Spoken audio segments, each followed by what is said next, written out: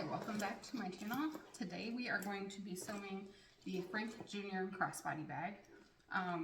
This bag comes in one size. It has a front zipper pocket, a main zipper closure, a slip pocket on the back, and then inside the main compartment is another zipper pocket. This pattern is advanced level due to the front pocket. It's not that easy to attach, as you'll see in the video. The pattern does have an option. This is the size of it and kind of how it looks crossbody. So it's just a real super small bag when you don't have a lot to carry. The bag has an option for a waist bag as well. So this is the waist bag option. I secure mine with a swivel clip and a D-ring. If you purchase, oh, I don't remember the name of the other clips. Soulful Therapy has some right now, I believe. The plastic clips. So you could use those. But this can be worn on your waist like that, or it can be worn kind of crossbody, how a lot of people like to wear their bags now. If I can get it that way, like kind of like this. So either way is an option. I think you would make the strap bigger for that. Kind of like that. I don't wear bags like this. I think that's right. So I have made this waist bag version. This is made out of Butter from Weft and Warp Co. This crossbody version is made out of Lux glitter vinyl, Lux vinyl from More Me Know and webbing from More Me Know. This crossbody version is made out of vinyl from the Emporium and webbing from the Emporium. And then this one, which I will link, put a link to the video for this right here if I can figure out how to. This one I made into a toiletry bag. So we just have a handle at one side. This is much easier. And this kind of is how you could make the bag to be not advanced. It does use binding still. All of them use binding, but this one doesn't have the front pocket on it. So much easier, much quicker. So I might actually do like a live video of this one, probably in my Facebook group. So anyway, I've made all of these bags now. One other one that I'm not going to show you because it looks bad, my first prototype. So let me know what you think of the video. Let me know what you think of this cute little pattern. All right, let's get started on sewing the Frank Jr. crossbody. I'm going to make the crossbody bag from start to finish in this video, but I will insert the steps for the waist bag where they are, because the way the pattern is so these steps for both bags, then these steps are only for crossbody. Skip ahead to this. So we'll go through all the steps though. So step one, we are going to take the exterior back top panel and a lining back bottom, place them right sides together, matching the long straight edges, sew together using a 3/8 inch seam allowance, back stitching at the start and stop. This pattern uses a 3/8 inch seam allowance for most parts, but it is indicated in each step what the seam allowance should be. The fabric I'm using today is a waterproof canvas from More Me Know, Watercolor Roses I believe it's called, and then this is Purple Wisteria Luxe Glitter Vinyl, also from More Me Know.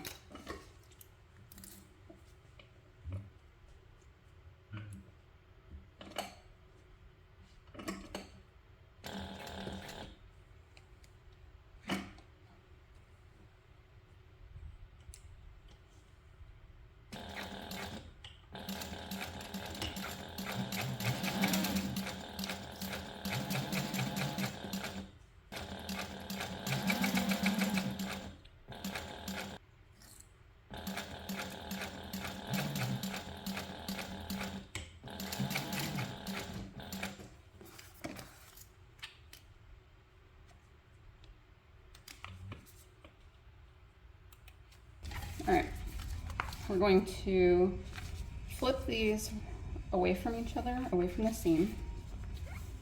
And the seam allowance is facing up toward the exterior back top.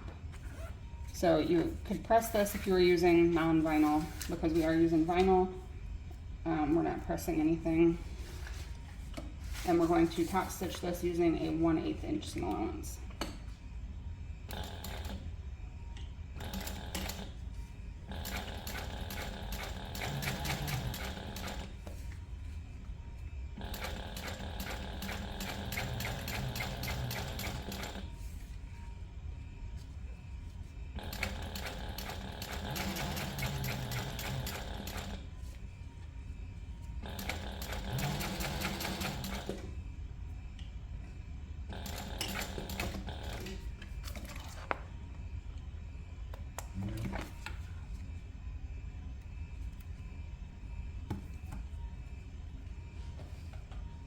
Step 3, we are going to take the lining back bottom and the exterior back bottom, place them right sides together, and match up all the edges and then clip together along the top straight edge.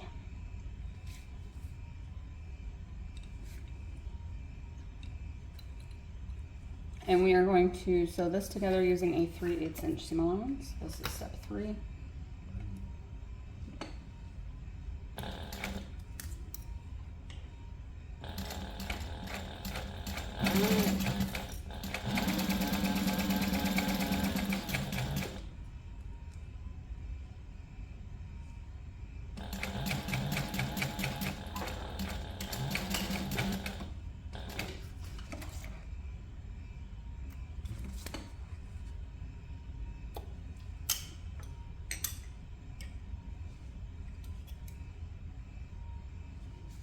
All right, we will flip these panels wrong sides together and make sure you press the seam really well.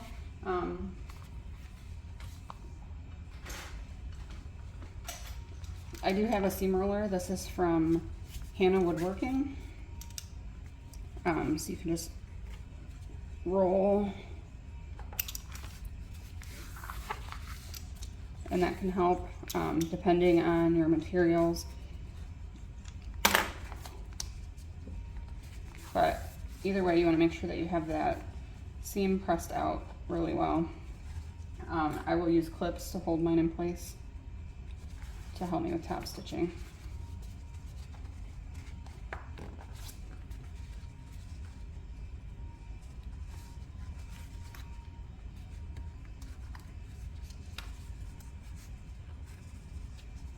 Obviously, it's much easier when you're using materials that can be ironed.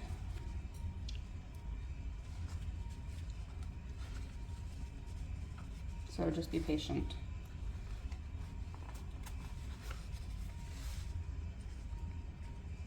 All right, now we're going to top stitch this using a 1/8 inch seam allowance.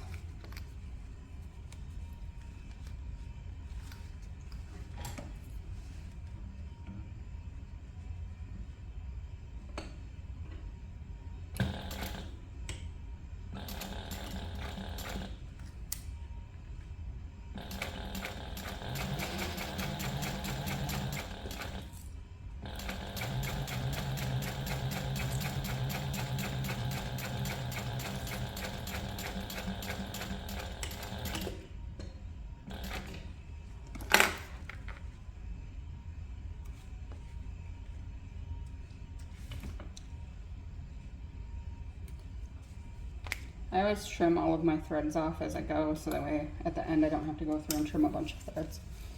That was step 4, was top stitching. Step 5,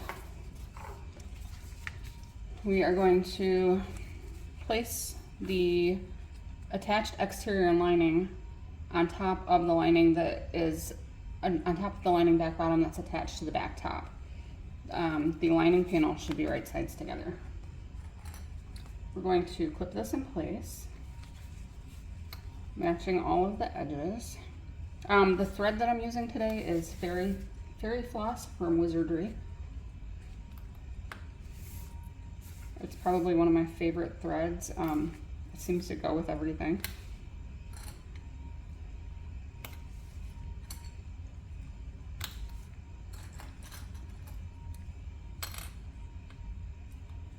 You want to measure and mark 1 1/4 inches.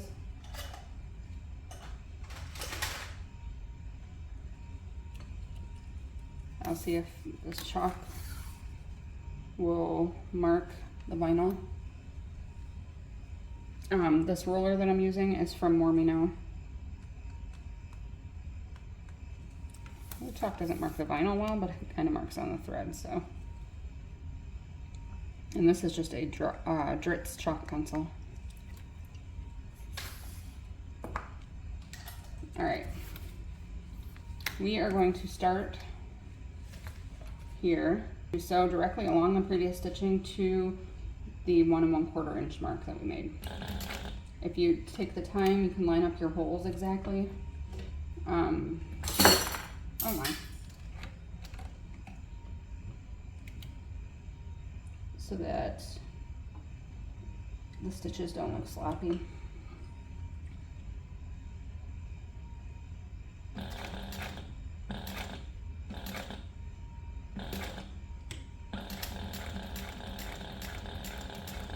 And when you get back to the edge, we're going to baste all the way around the sides using a 1/8 inch seam allowance as well.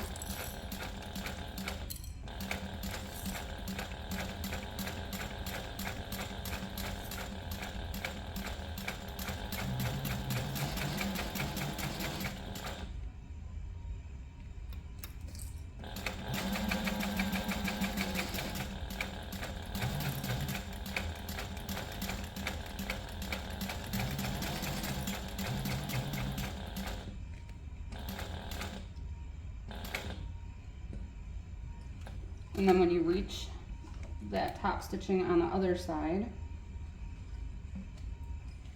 rotate the bag and sew directly along that same stitching line to where you mark the 1 1/4 inch.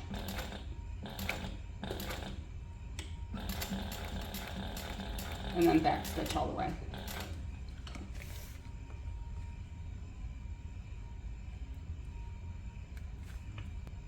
Okay, this is what we currently have. We want to mark the centers along the top, bottom, and side edges. So I have the top center marked from when I cut it out. We're going to use the lining main pattern piece.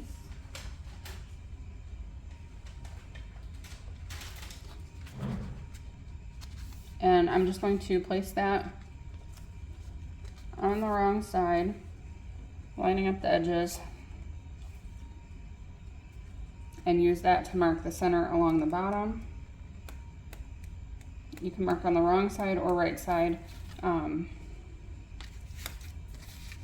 or both, or place a snip there with your scissors, but just mark the centers.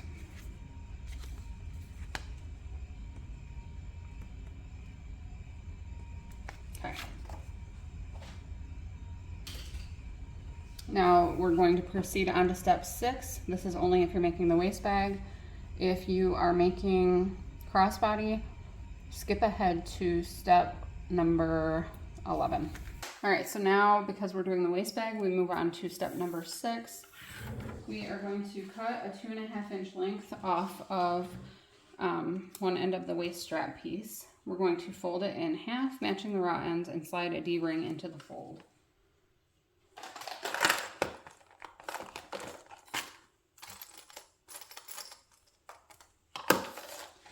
Hardware is from More Me Now. Fold this in half and baste it together using a 1/4 inch seam allowance.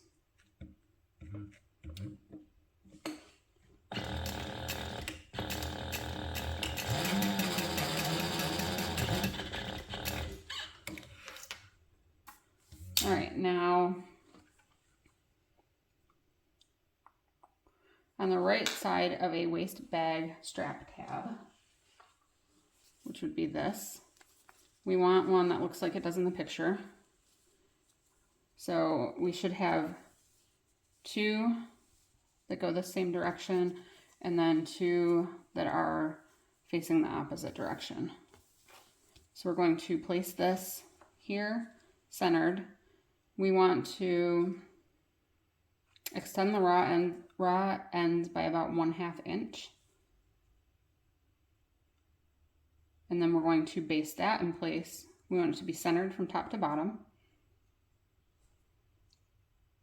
And baste it in place using a 1/4 inch seam allowance.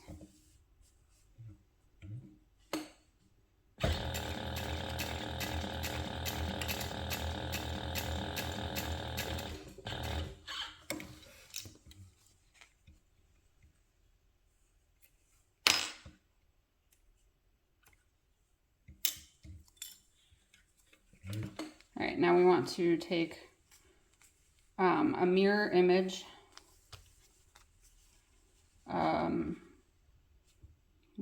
waist bag strap tab.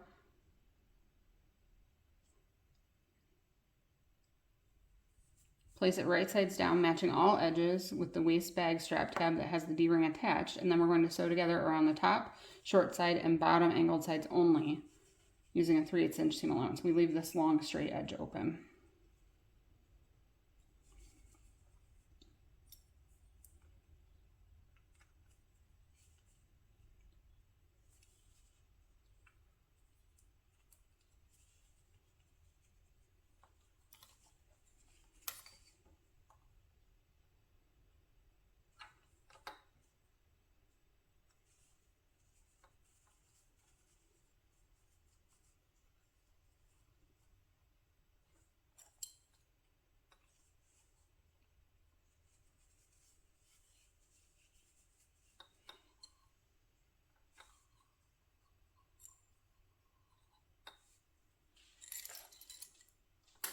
All right, so we're going to sew together using a 3/8 inch seam allowance.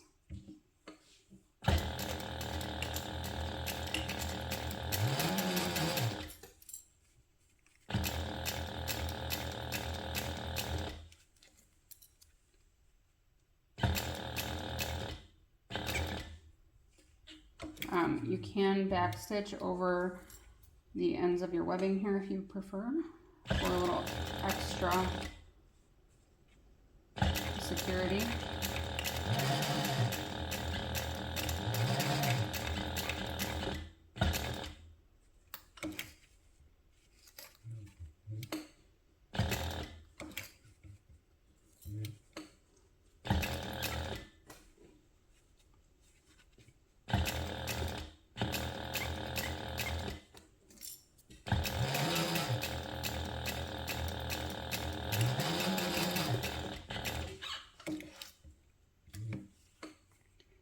And depending on the width of your foot, it might push the seam allowance out a little bit where it's not exactly 3/8 here. Not a huge deal. All right, so we're going to snip the corners off. Don't trim the edge of your webbing. I'm going to keep that long. But we'll clip these corners to make sure that they poke out nicely when we turn it.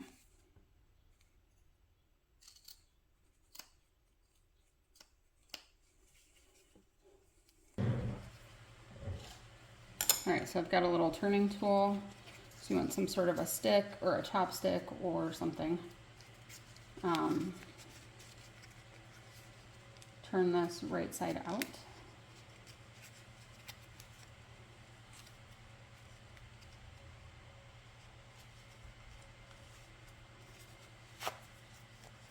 And then we're going to use the stick to poke the corners out.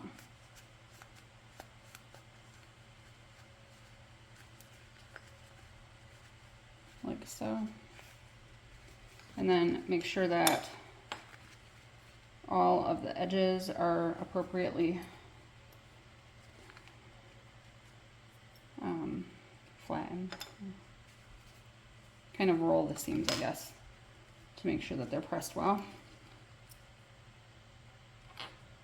We're not going to top stitch that yet. All right, so now we want the other piece of the waist strap.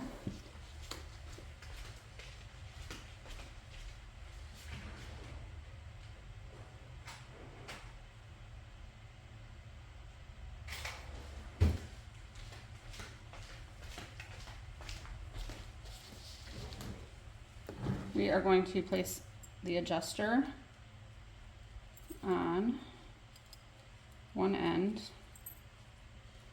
and then we're going to sew this together.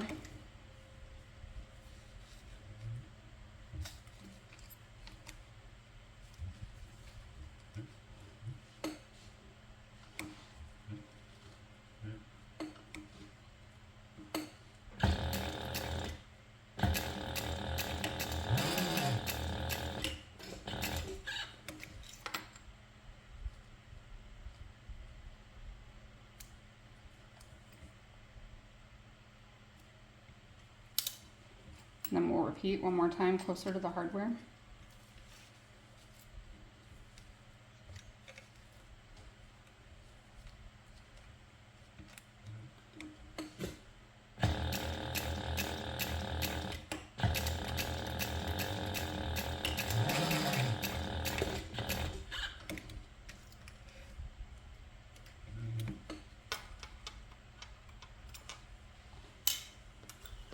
Alright, so we have this.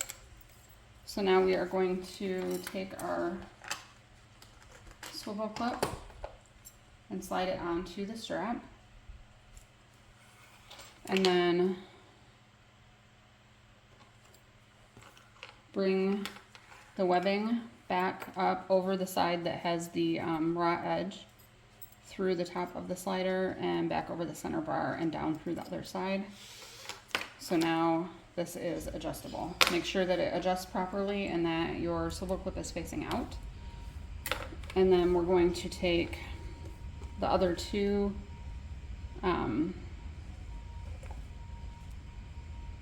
waist bag strap tabs.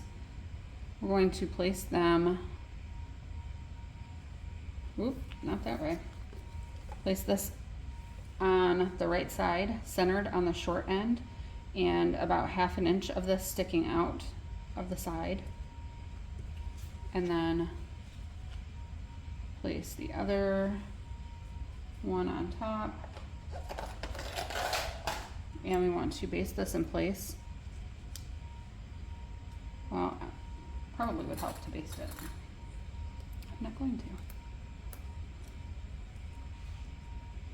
Make sure that your webbing is clipped though, because you don't want it to be moving. And I'm actually going to throw a clip on the end of it down here so it doesn't slide around.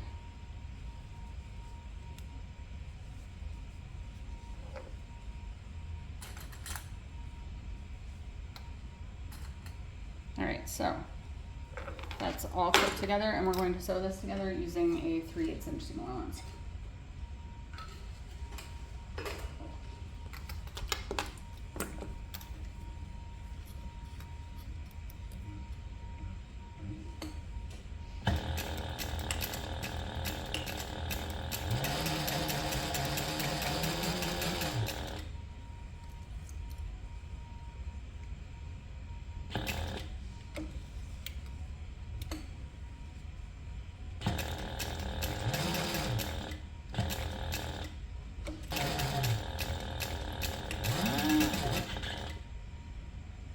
And also, for added security, if you want to, you can back stitch over the webbing at that end.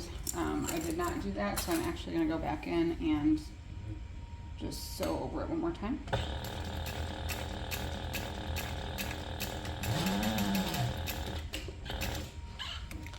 Nobody wants their stitches to pull out and their strap to fall off while they're using their bag.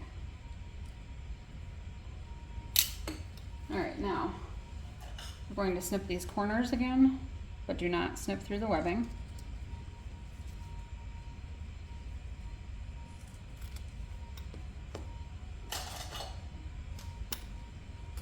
And we're going to turn this right side out.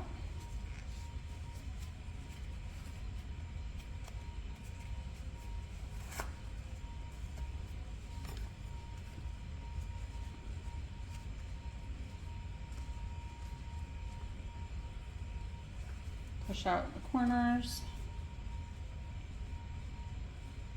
All right, now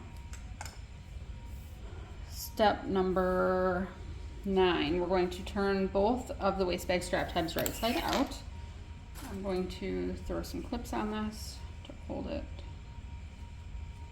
in place.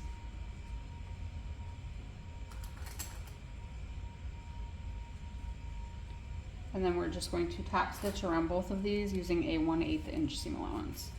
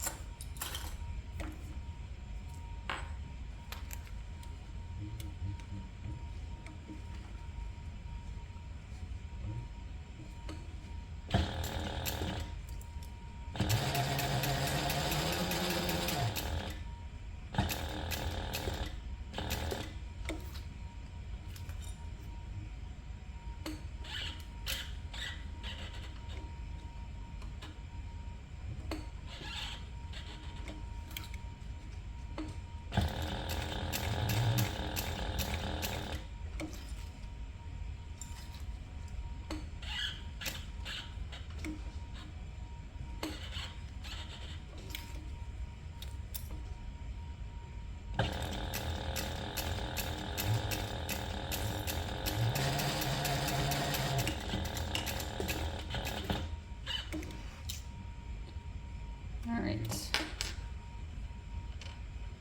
So now that we have those sewn, we're going to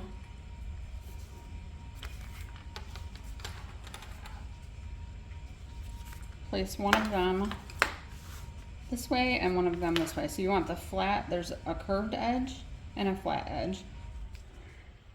So you can tell which one is which. You want the flat edge facing up, and we're going to place it right at even with the pocket, the top of the pocket. So I'm just going to base these both in place using a 1/4 inch seam allowance.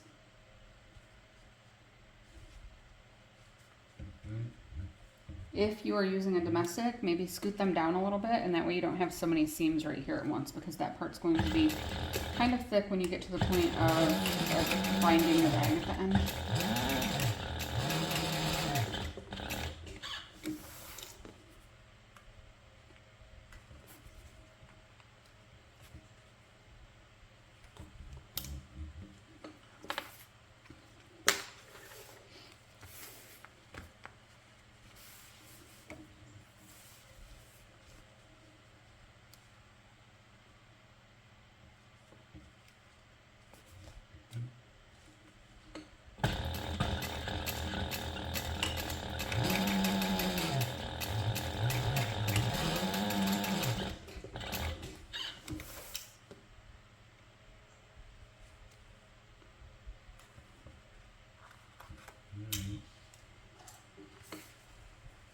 I'm just going to trim those little corners off. Not really necessary, but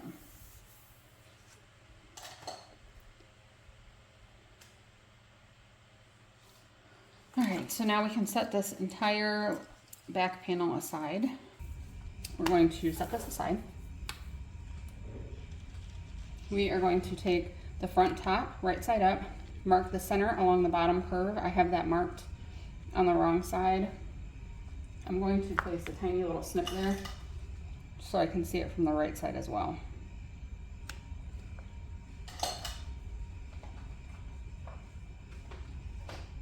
All right, for this step, I want to use my 1/8 inch double-sided tape. And this is not absolutely required, but strongly, strongly recommended. It helps immensely.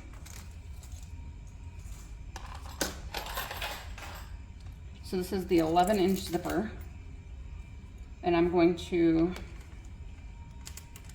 use my 1/8 inch tape and place it directly along one straight edge of the zipper. The zipper tape, I believe, is from Mormino. The zipper pulls are definitely from Mormino.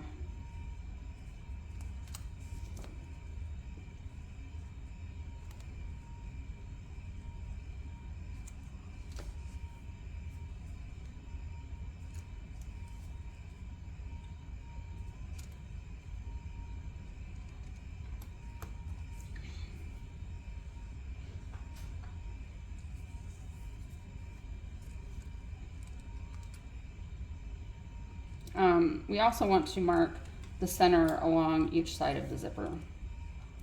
Do not do this by snipping into the zipper tape because it will fray. So I'm just going to crease it, mark it with a pen, and do that along both edges.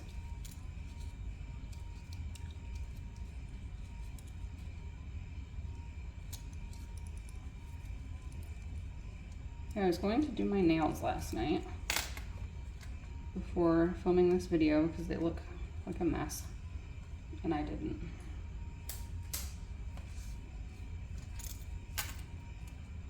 All right, remove the paper off the tape. We will place the zipper tape right sides together with the front top. First, we're going to match the centers and just stick that in place along the straight edge here. And I'm going to place a few clips on. So I use the tape and clips to assist in this part. I'm then going to fold the tape to match it up. That might be easier from this way. To match it up with the straight edge at the bottom. So just like that. And stick that in place right there. And I'm going to place a clip at the bottom of this to hold that. And then I'm going to do the same on the other end.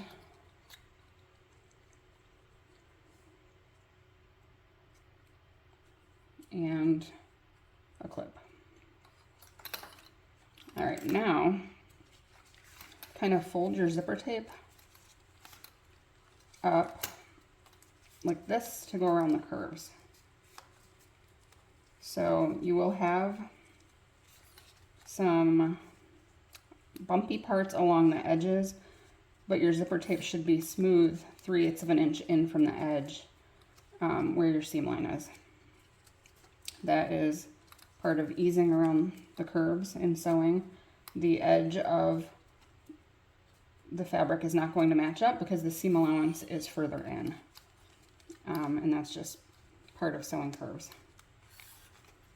So, and this is where the tape is extra helpful.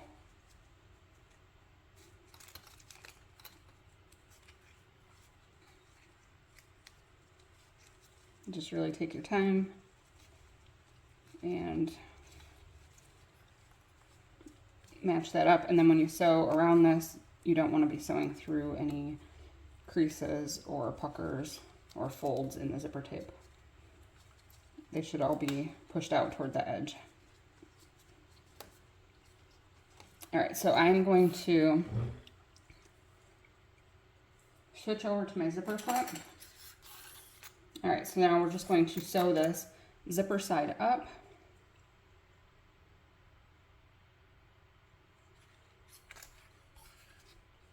Using a 3/8 inch seam allowance.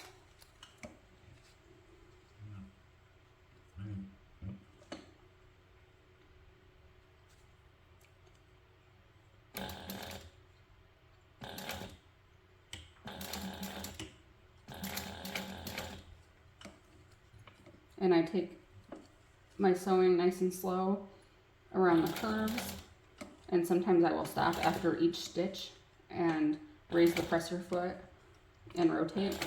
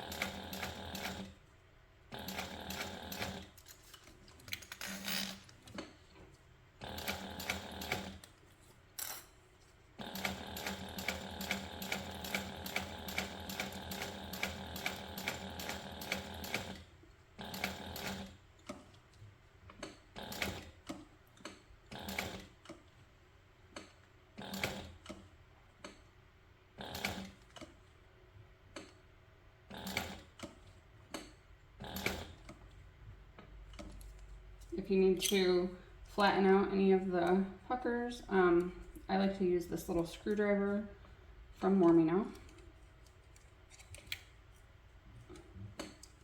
And it's rainbow metal with a glitter handle, so it's perfect.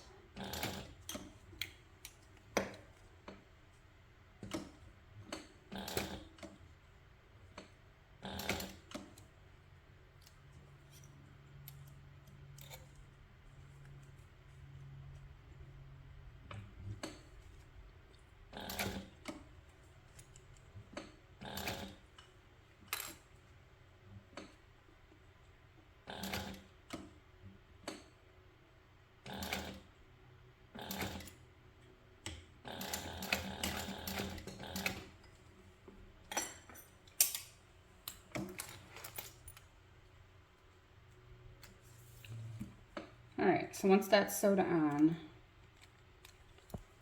this is what you should have. From the right side, everything looks nice and smooth. From this side, you see the little puckers along the corners where it was sewed together. You're not sewing over any of that. It's all just in the seam allowance. Okay, so step number 12. Here we want to fold the vinyl at the end of the front top kind of in half, so the zipper tape is nice and flat and the vinyl is folded. And you're just going to baste that baste it like that. Baste the vinyl in half.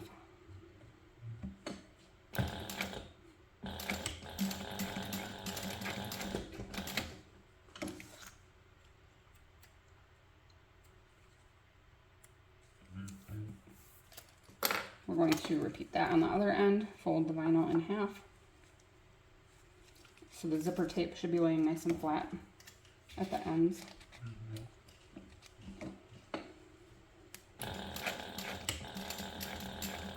And I'm just basting that using a 1/8 inch seam allowance. It says 1/4 inch in the pattern, it doesn't matter. Just baste it less than 3/8 so this basting doesn't show. Okay, step 13. Oh, I did not mean to do that. We're going to take the exterior pocket gussets. First, we're going to mark the centers along the long edges. So this is the exterior pocket gusset. And I'm just going to place a little, like probably an 1/8 inch little snip into the edge. And I'll do the same with the lining pocket gusset. Just the smallest little snip.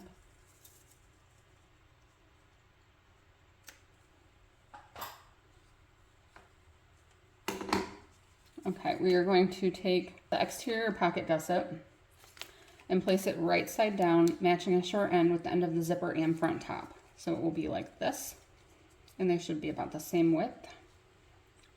And we're just going to clip that in place and baste it on using a 1/4 inch seam allowance.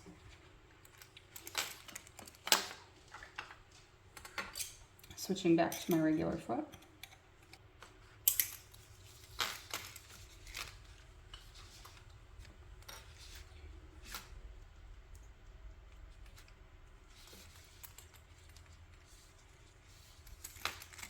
All right, 1/4 inch seam allowance.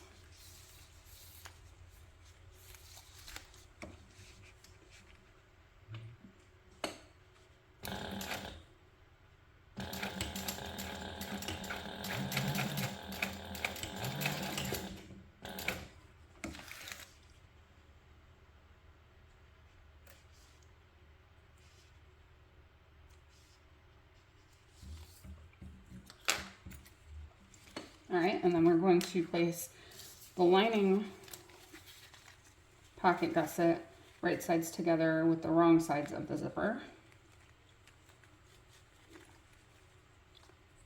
And then we're going to sew that in place using a 3/8 inch seam allowance. So the zipper is sandwiched in between and the two pocket gussets are right sides together.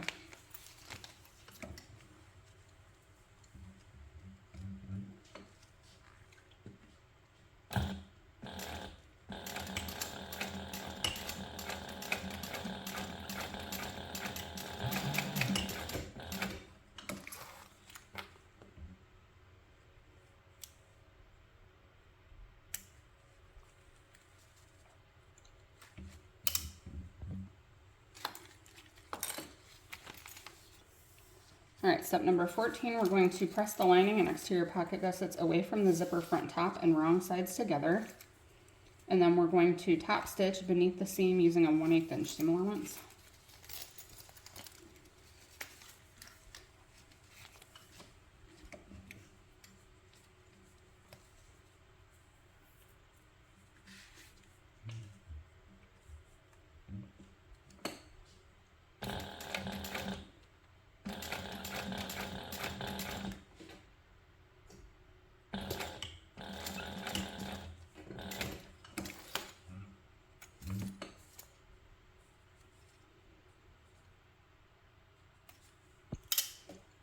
All right, we're going to repeat that on the other end. So I'm bringing over the exterior zipper gusset and placing it right sides together with the exterior zipper top and the right side of the zipper.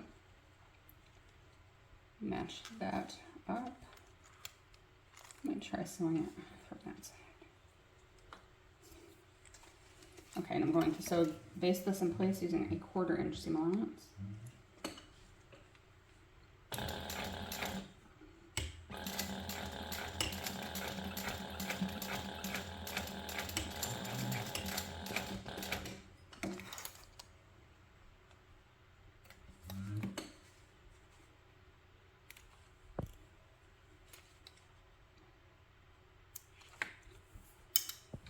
All right, and then the lining,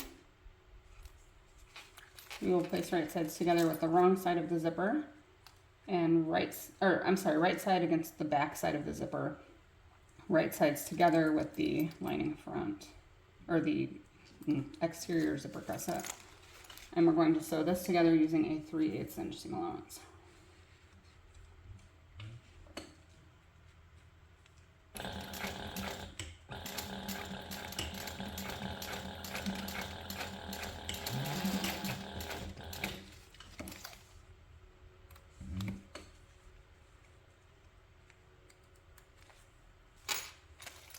All right, we're going to fold those away from the zipper, wrong sides together, and top stitch again beneath the seam allowance using a 1/8 inch seam allowance. I'm sorry, top stitch beneath the seam using a 1/8 inch seam allowance.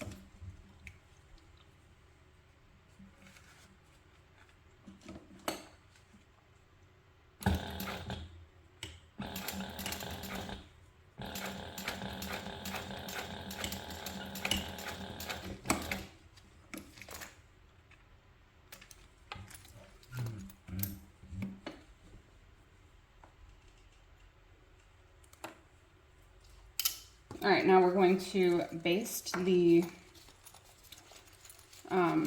pocket gussets wrong sides together using a 1/8 inch seam allowance. So you can place a few clips here to hold everything together, You might start by lining up the centers.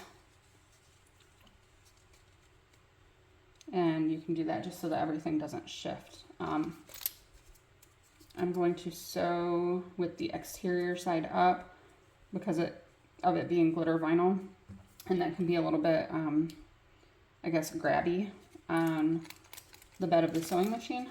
So the waterproof canvas will glide easier along the sewing machine bed.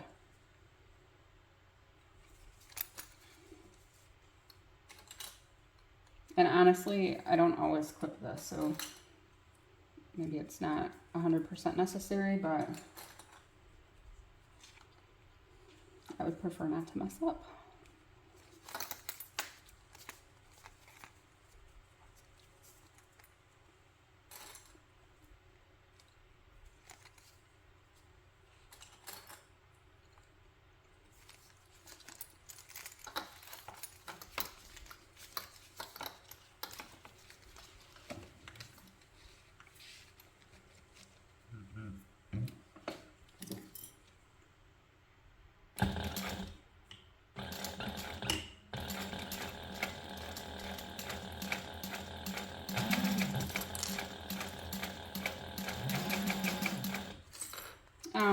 Based off of feedback from my testers, I think if you are having difficulty with this front pocket, because it's definitely more advanced level,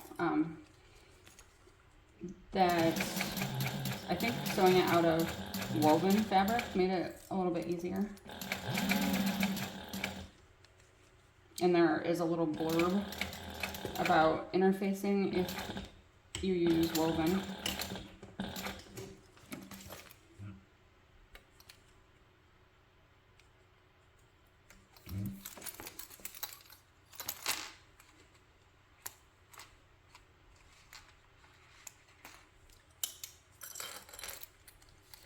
Alright, repeat this and base the other long edge of the pocket gusset.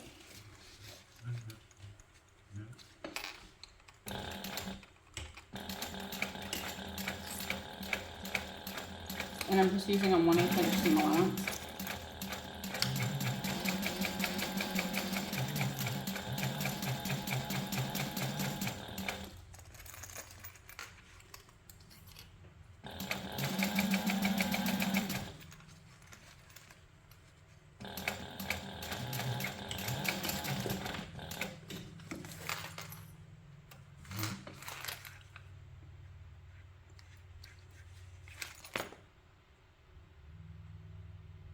We're still in step 14. We want to fold in half, matching the center mark on the pocket gussets at the top and bottom to the center, or I'm sorry, match the center mark on the pocket gussets to the center mark on the unsewn edge of the zipper, and then you can use that to mark the center along the side of the pocket gussets. So we're just folding it like this, and then matching the edges along the pocket gusset. The center mark should be just beneath the seam allowance on the side. And I'm just going to place a small, tiny little snip there, less than 1/8 of an inch. And then repeat that to mark the center on the other edge.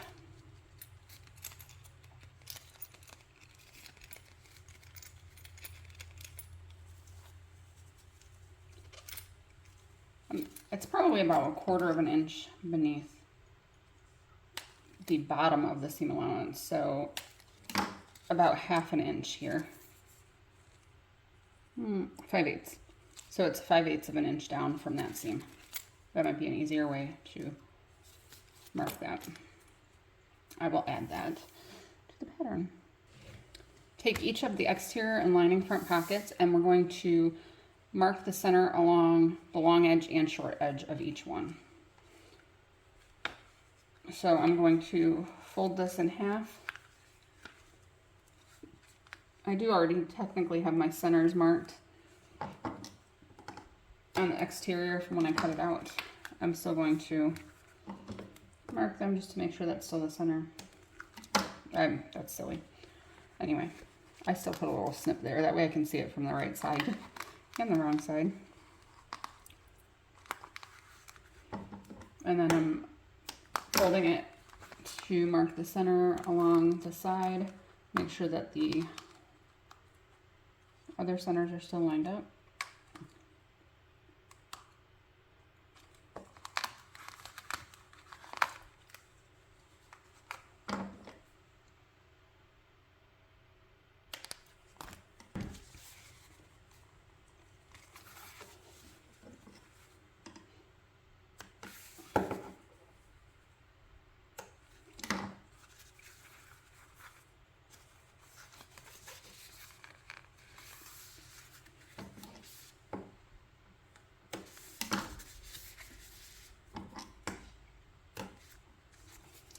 And one more.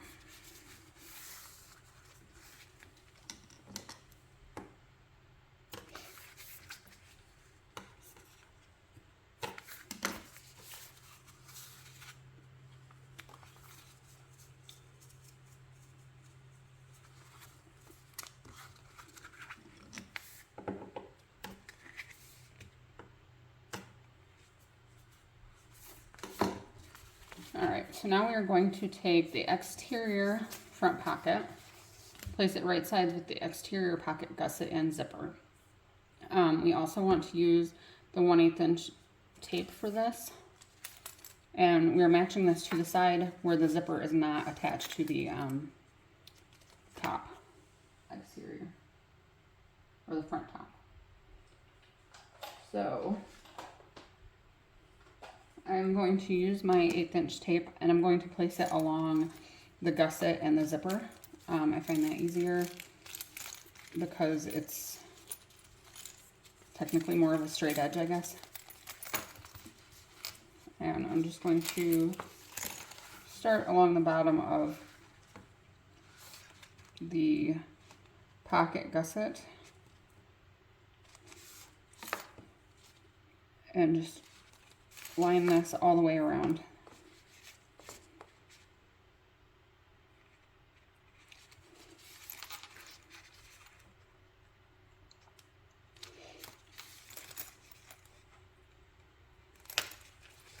So the reason that we're filming a new video and that this is not what you saw me cut out on the cutting video is because I had some issues while I was filming and my camera cut off and we missed part. So I was going to have to kind of splice together two videos. So part of it would be a different bag, and I didn't want that to be the final video. So I decided to make one more.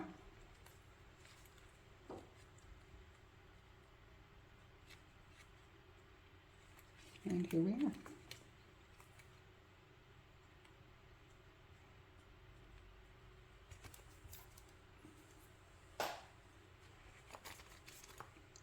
All right, make sure the tape is stuck on really well.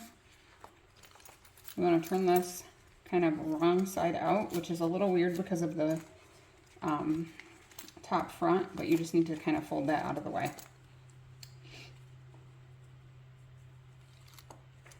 And you want to make sure that you don't get the top front stuck in the tape. All right, so I'm just going to pull off that part for right now so that I can get this stuck onto the front pocket, the exterior front pocket. If you're using something directional, make sure that you have it facing the correct direction here. And I'm just matching up the centers along the zipper with the center along the top edge of the front pocket, the exterior front pocket, right sides together.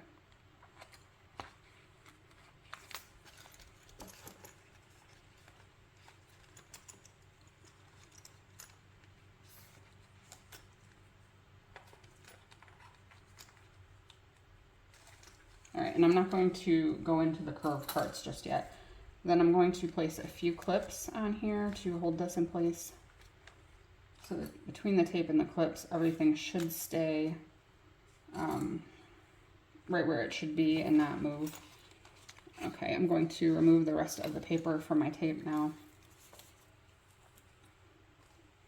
And I'm going to match up the bottom center.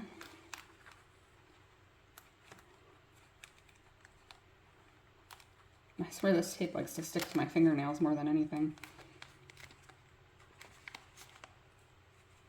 All right, and I'm just kind of matching up along the straight edge.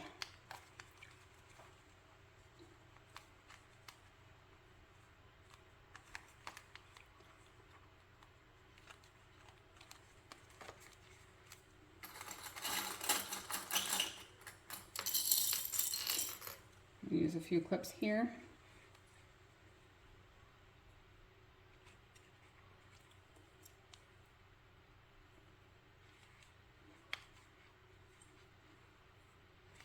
And then we're going to match up along the side.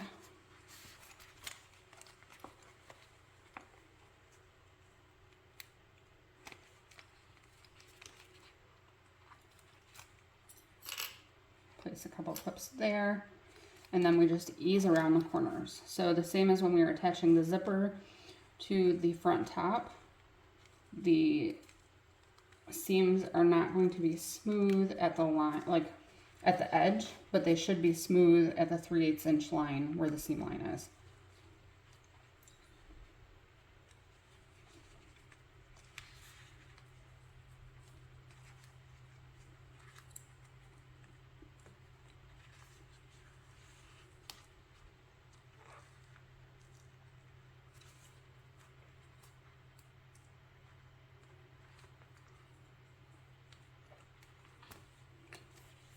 I'm gonna repeat that to match up the other curves. I'm gonna move my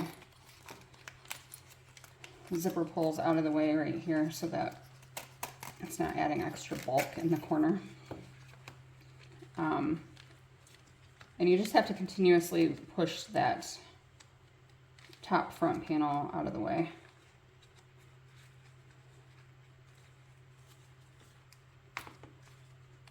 All right, and it should fit in there. Like the zipper curve, I guess, the curve on the zipper should kind of help to push the front pocket panel in place. Use as many clips as you would like. Repeat this on the other side.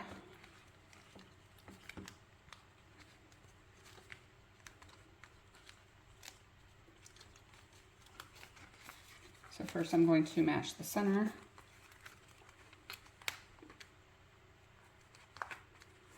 And then we will ease around the corners.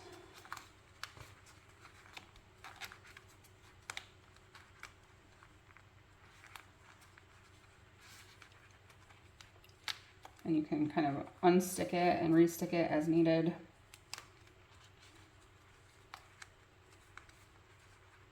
Just to get that curve nice and smooth at the seam line. So 3/8 of an inch in from the edge is where it should not have any wavy lines. Should be nice and smooth. And then when you sew it, you won't sew through any puckers. You can use your stiletto or a small screwdriver.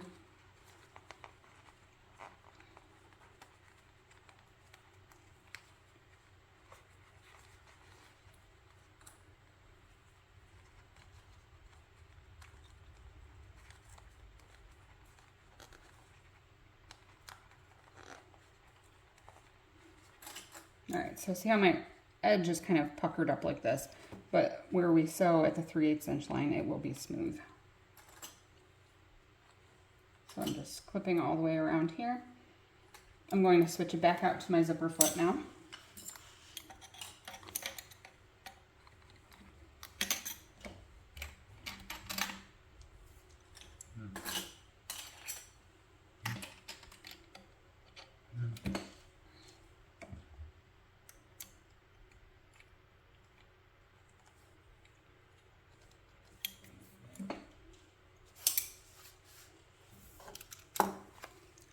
and then we're going to sew this using a 3/8 inch seam allowance.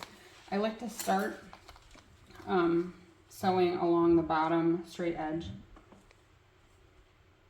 kind of toward the center, but a little bit past the center. I just find it easier to sew that nice straight flat part first. Alright, and then see how I kind of lift the pocket up and I sew around it like this, and that also helps to get the seam line nice and smooth and straight and not have any puckers. So then I'll use my screwdriver to help flatten out around the curves.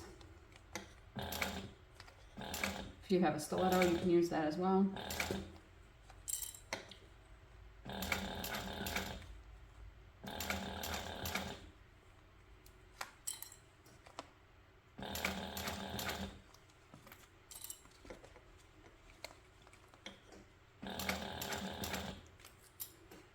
As you get to the top and the zipper portion, just use your hands to make sure that none of that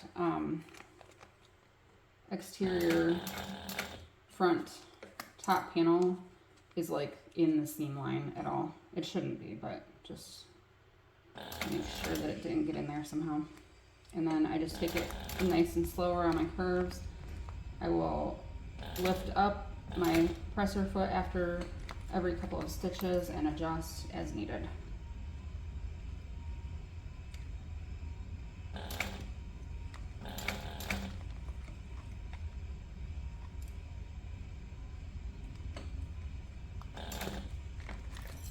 And then also, when you get to the zipper pulls, you may need to move them out of the way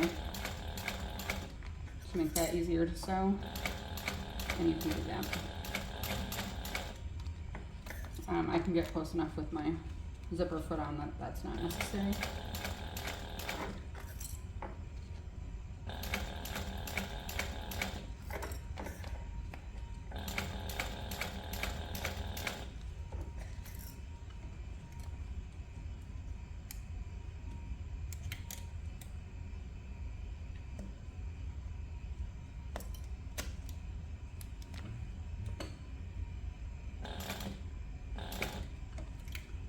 Make adjustments as needed so that you don't sew any puckers into your seam.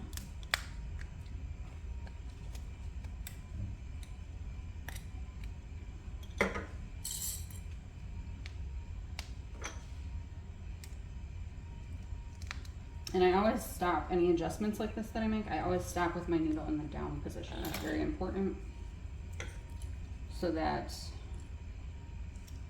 your project doesn't move.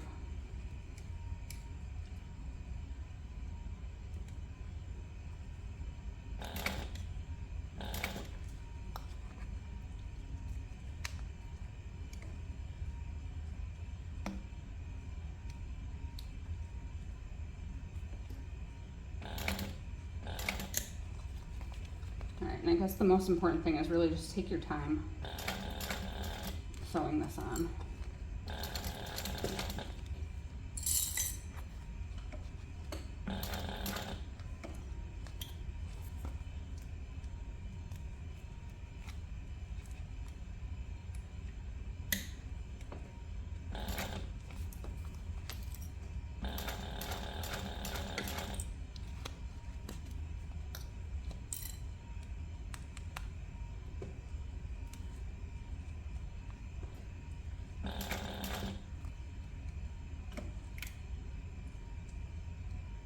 It's okay if you have to continuously readjust.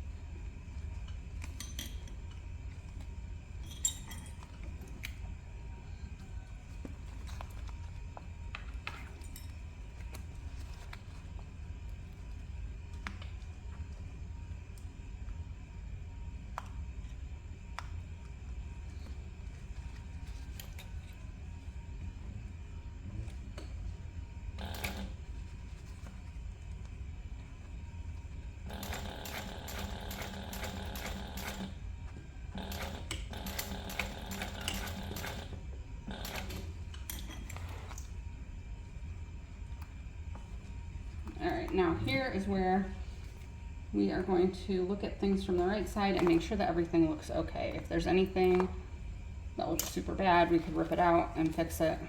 Make sure that when you push your seams out, it will look smooth. And you can see from the exterior side that it does. Step 16, we are going to place a lining front pocket first along the bottom edge, find the center, and we're going to make a mark approximately 2 inches from the center on both sides. The zipper, or the measuring tape here along my sewing table is from Sewful Therapy. All right, so here we're just gonna kind of smush all this together. We want to match this up with the same side that we just sewed the exterior to. And you know what, we're actually gonna sew it from the exterior side. So I probably should make those marks on the exterior. So make your marks on the exterior side. All right, so I'm just matching up the centers first along the top and bottom. You could use more tape for this part if you want to. I don't really find it necessary.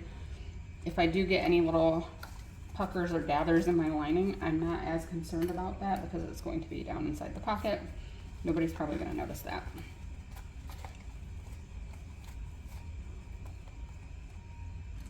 But definitely you can use 1/8 inch tape here as well if you choose. And you really are just kind of mushing everything up.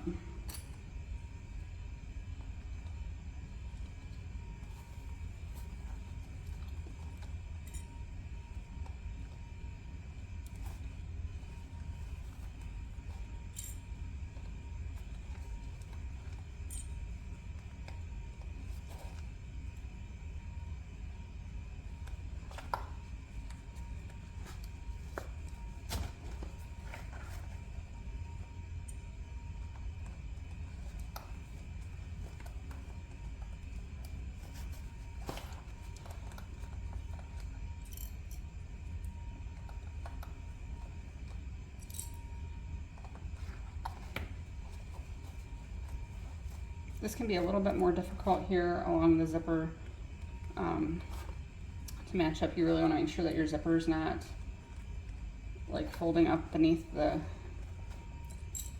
between the fabrics, I guess. I don't know how to explain it. You'll know when you're sewing it what I mean. Like sometimes the zipper tape, like where it's laying nice and flat and it can kind of like where the zipper part is, it comes back and then you have like a weird little fold.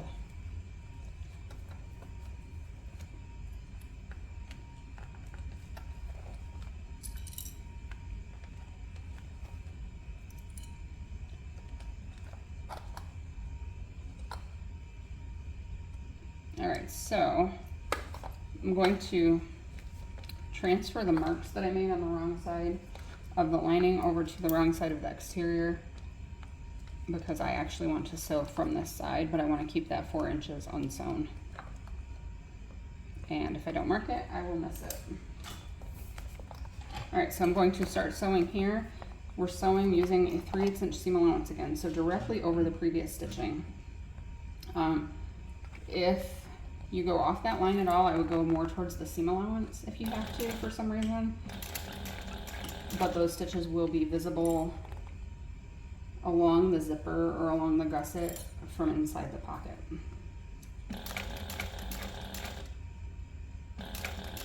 And just be careful that you're not getting any like new puckers sewn into any part of this as you sew.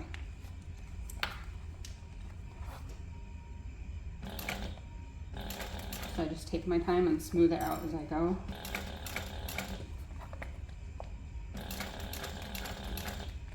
Again, you can use your stiletto or screwdriver to help with this.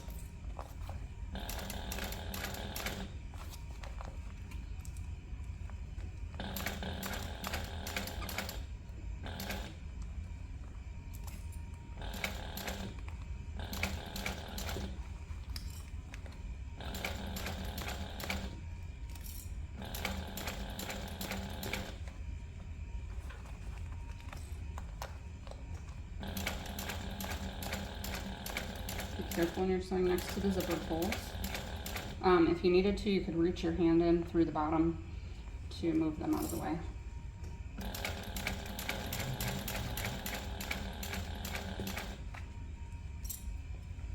So the whole time I'm sewing this, I'm just feeling what's going on. Make sure that everything feels nice and smooth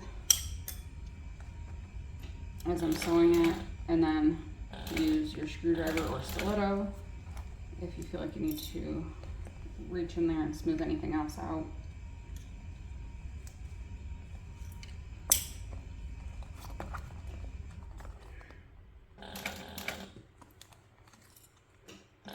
I don't know how loud the sound is of my air conditioner when it kicks on. It's a little bit noisy, so sorry about that.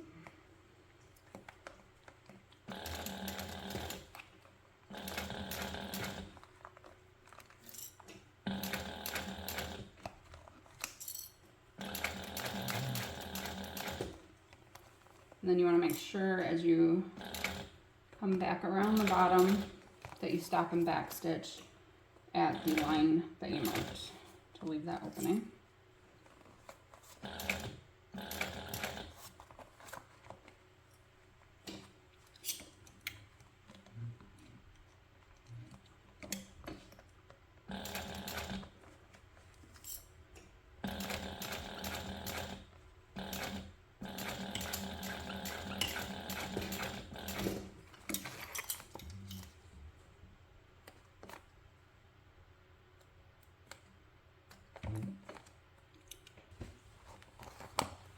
Okay, so if you choose to, you can trim the seam allowances down before you turn this right side out. I would only trim along the bottom curves, and I trim that down to about 1/8 of an inch. If you want to trim along the zipper tape at all, you need to be very careful to not actually trim the zipper tape itself.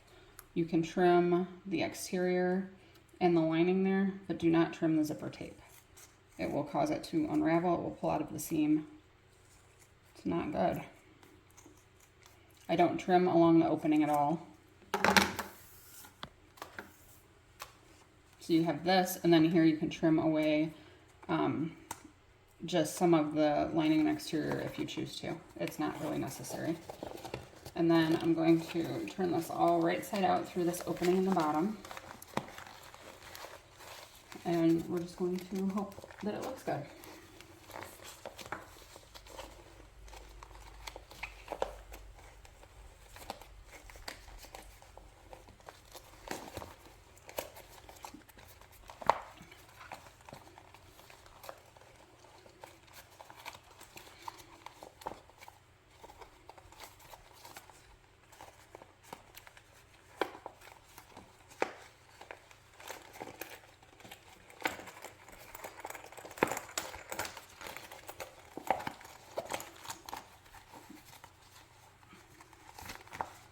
Alright, we just want to really pull the gusset and the zipper away from the other panels all the way along the seam really well to get everything nice and smooth looking. And I'm pushing this so that the gusset is going up around the exterior, so it's kind of inside out, I guess, at this point.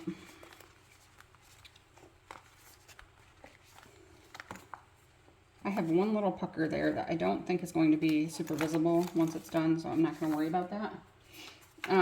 Here along the seam, we want to use double-sided tape.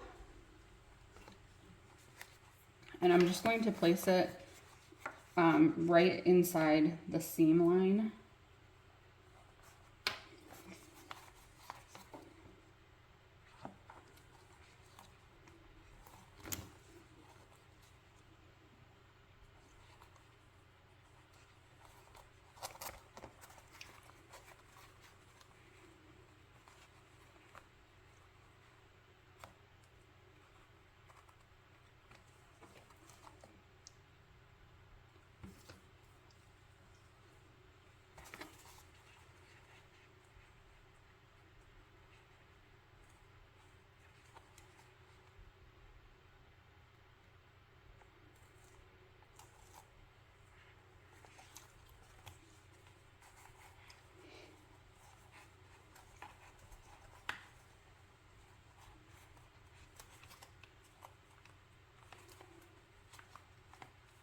and then I just press along that opening like that. I'm going to use, I think I'll leave it on my zipper foot to top stitch this. So I'm going to start at the bottom center, and I'm not going to back stitch here. I'm just going to pull it through and tie the threads off in the back. So I'm just starting here, and we're top stitching all the way around this front pocket using a 1/8 inch seam allowance. And we just want to take our time on this. Constantly, as I sew, I'm pulling the gusset away from the front pocket panel. And then, again, you want to go really slow around the curves. And I kind of take it one stitch at a time, lift the presser foot up, and rotate as needed.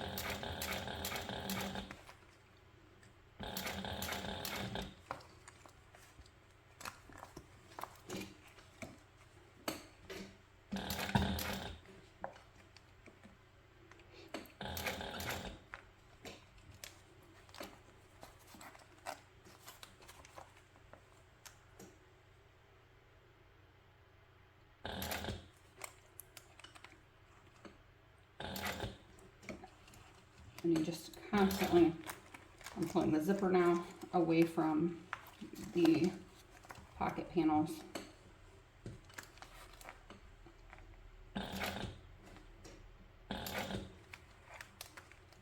And readjust to keep everything nice and smooth, and to sew this using a 1/8 inch seam allowance.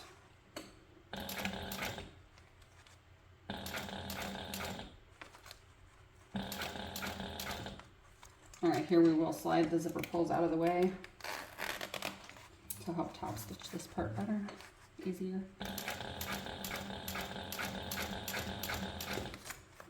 Something's a little squeaky here. Oh, if you notice, my main squeak is gone. If you've watched my other videos, there was something with the hand wheel. It kept squeaking. I tried oiling it, and it honestly got worse.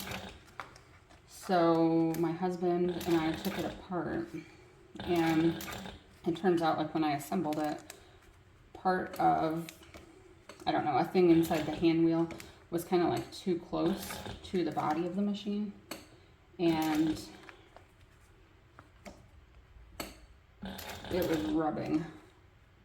So we literally just moved that piece out like a tiny little bit, and it sounds so much better now. So that was nice, because I've had the hand wheel squeak since I got this machine.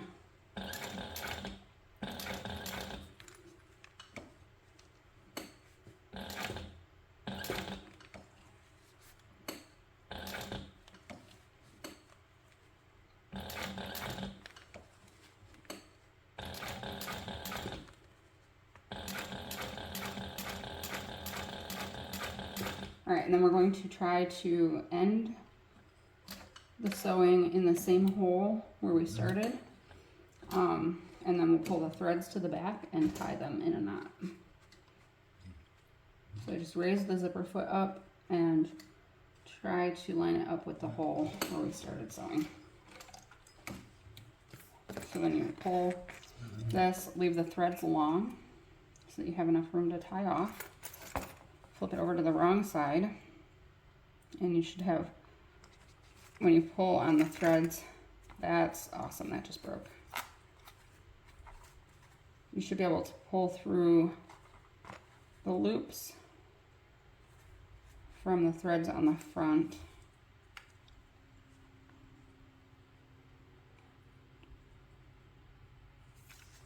And one of them's really short now,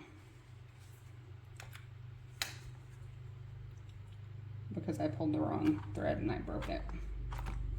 So we're going to try our best though to tie that still. Alright.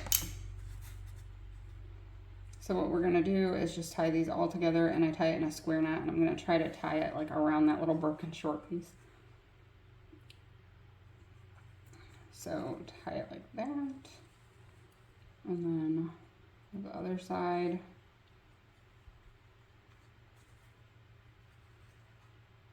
we go, and I got that little short end in there. All right. Then we cut the threads and then use a lighter to singe them and kind of melt the thread together at the knot, and then I just press it flat. Be careful doing this, it is hot. Don't burn yourself. All right, and then push the pocket right sides out. Make sure that everything looks good. This is what you should have right now. All right, so I'm just going to place this all the way around the edge.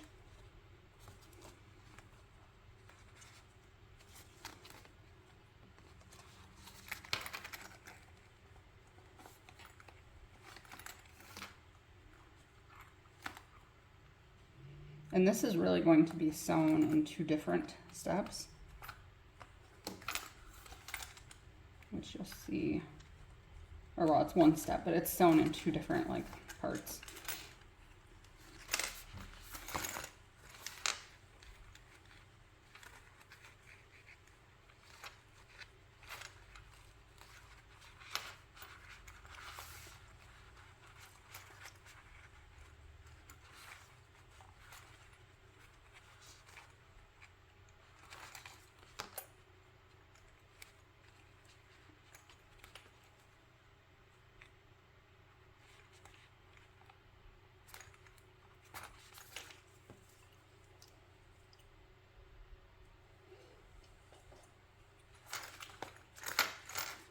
Okay, peel the paper off of your tape.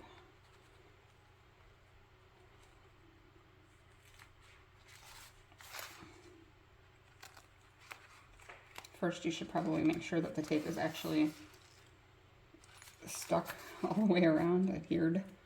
Yeah. All right, so place this right sides together and match the centers. First, I'm going to match up the bottom.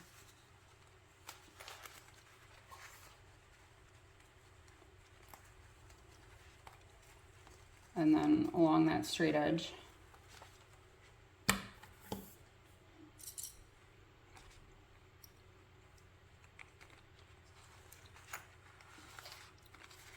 And then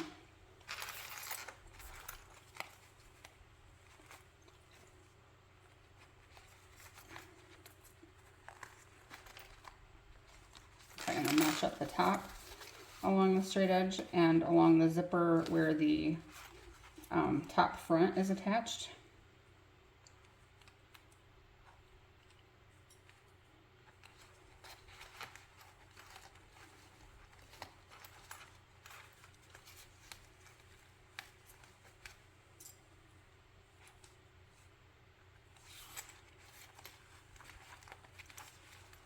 And then the side centers.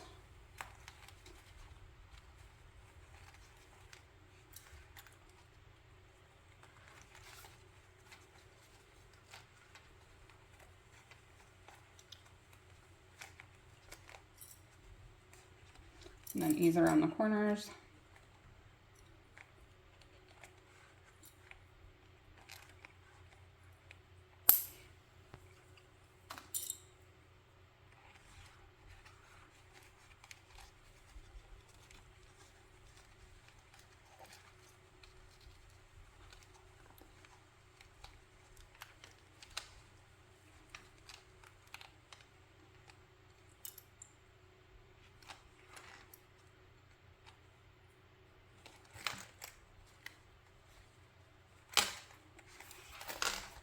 And match the other center side, the other side center.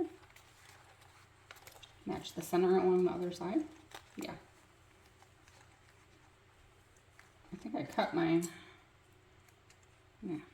I cut the waterproof canvas like too close to the edge of the piece, and the backing is not completely attached. But I don't want to recut it, so I think it's okay because it's going to all be in the seam allowance down here.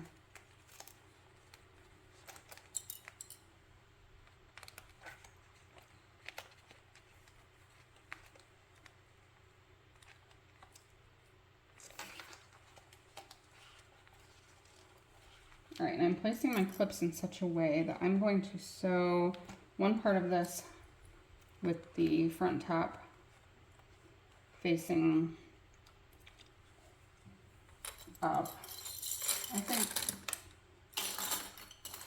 let's try this and see how it works out. That's not gonna work at all. All right, let's sew this part first.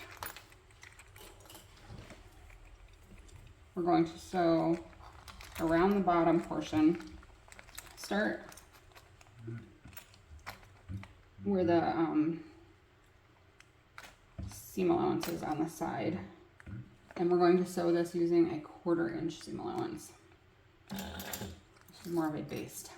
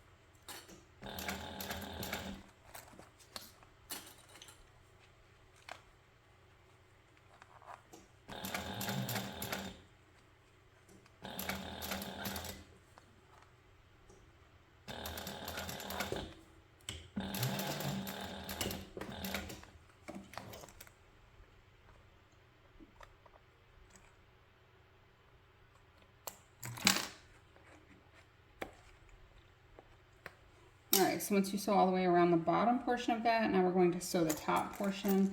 Make sure that this top panel is folded back out of the way. And I'm going to sew just here, 3/8 inch seam allowance along the straight edge first.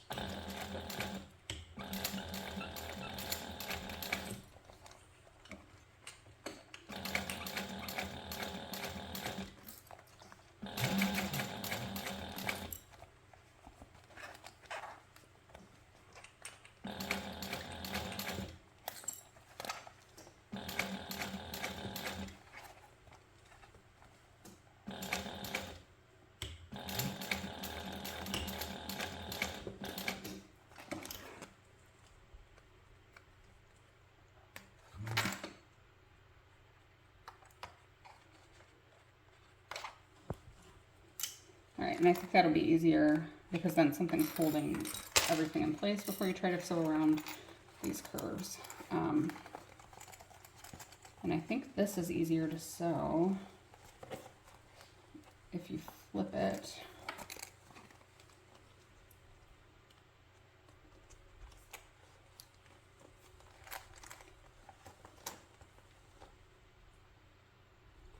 Because you want to be very careful here not to sew through the front top. So start where you stopped, just a little bit prior to that. Back stitch. And then we're just going to sew directly along the line where we attach the zipper to the front top. And here where the top front is folded past or folded over and you would have to sew through it, don't sew through that. Just back stitch there, leave that little tiny bit unsewn. Okay, that's definitely the easiest way to do this. Okay, so you have this part that's unsewn, but when you baste the other part, the lining on, and complete the whole bag, this is going to be sewn closed. So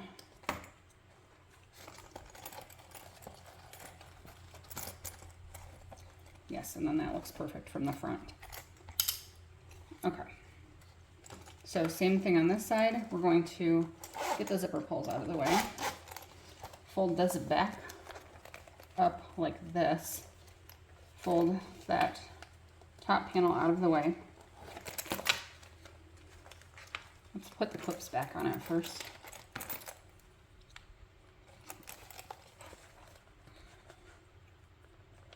And we're just going to repeat that part. So we want to make sure that we don't sew through the top panel at all.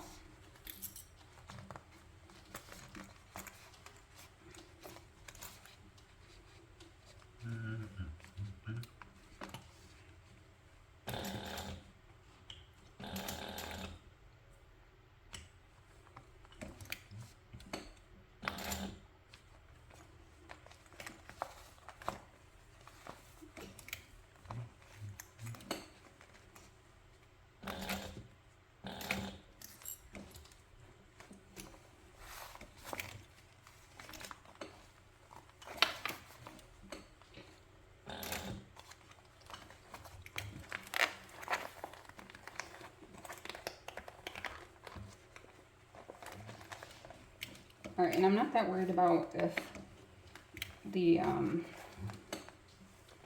lining panel is not lined up completely fine, because we can just trim that off. Our biggest concern is that it looks good from the outside. This extra part here I can trim off and it's not going to matter. Or I can just honestly leave it back there. Okay, so we have this from the front, which looks good. Everything's nice and smooth. If you open this pocket up, it looks good on the inside. Pull our zipper pulls to the center so they're not in the way. Okay, I'm happy with what I have so far. So we are going to take the lining main, place it wrong sides together with this. You know what? Let's mark our centers first.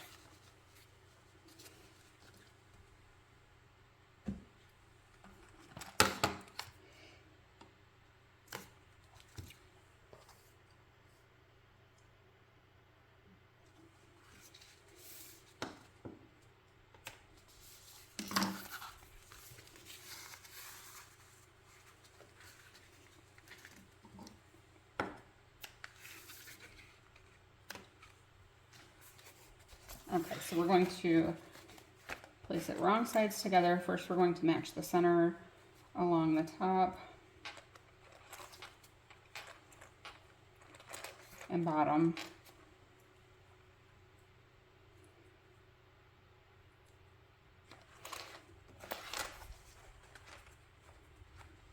And then we're going to base this all together using a 1/4 inch seam allowance. So along the bottom portion, this should kind of fit in around the curves. The center of the side should be right at the bottom of the seam allowance, where the top front was attached to the pocket gusset.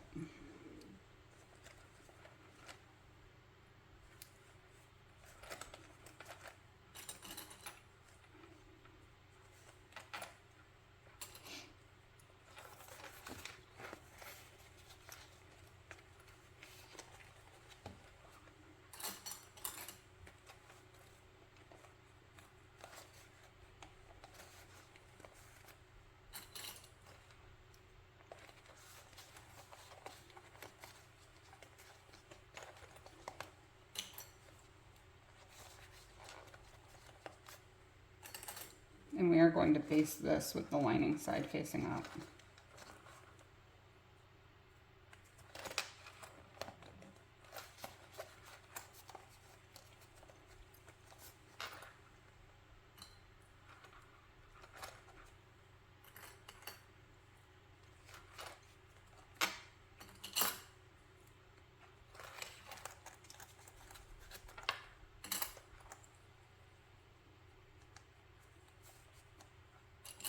You may need like a hump jumper or Gina-majig, I think is another name, to go around the seam here. It's a little bit thick, especially if you're using like a vinyl. So this is just a 1/4 inch seam allowance to base the lining to the exterior.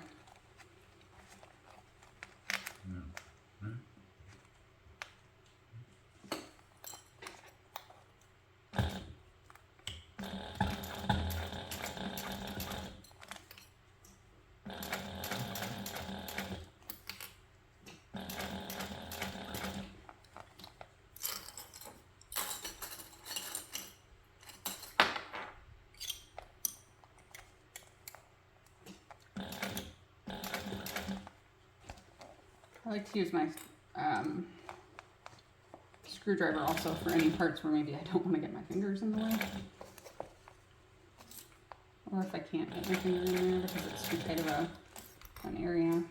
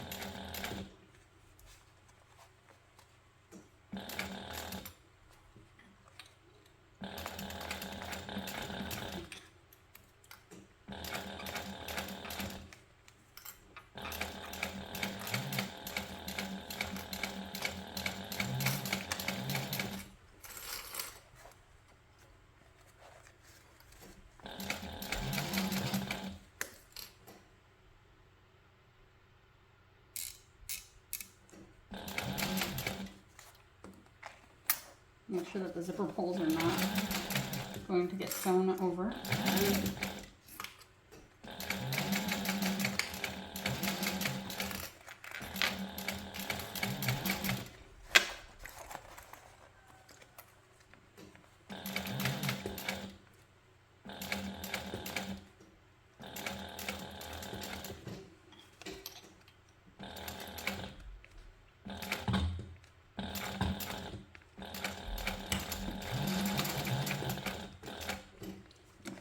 All right.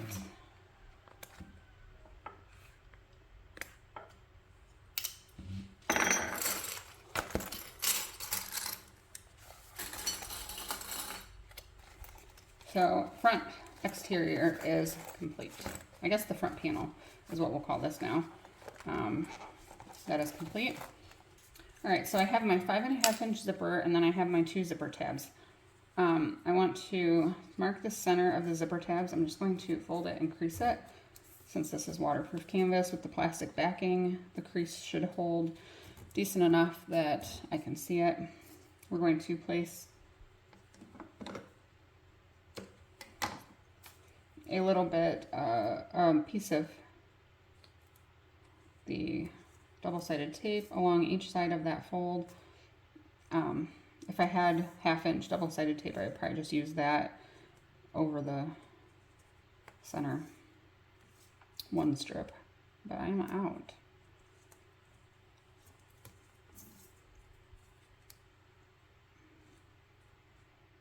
All right, we're gonna fold each of the short raw edges into that center line and stick it to the tape.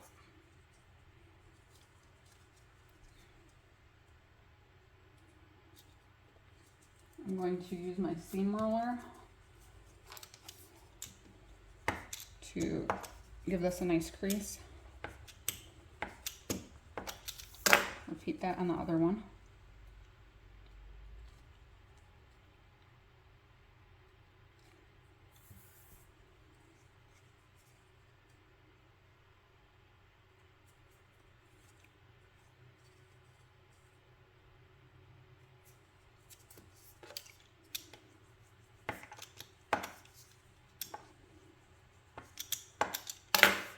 All right, and then we're going to use double-sided tape along each folded edge of the zipper tabs, and we're going to use this to hold it onto the zipper tape.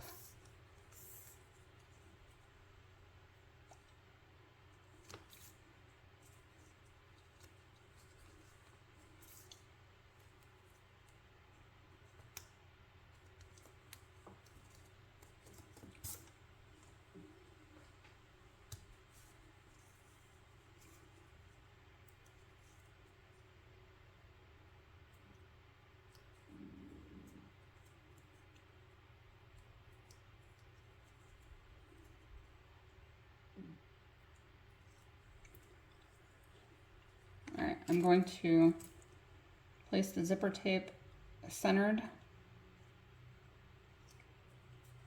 on the zipper tab. That should not be that wide. I think I cut my tabs a little bit bigger than they should have been. They should be 1 1/4 inch wide, and I must have cut them at 1 1/2, so I'll just trim that a little bit. But place that right in the center and stick the tape down. Repeat with the other one.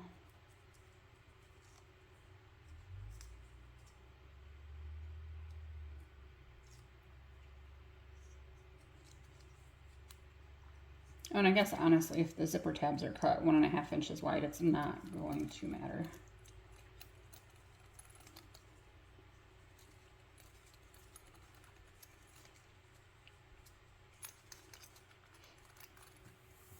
All right, now we're going to top stitch this using a 1/8 inch seam allowance.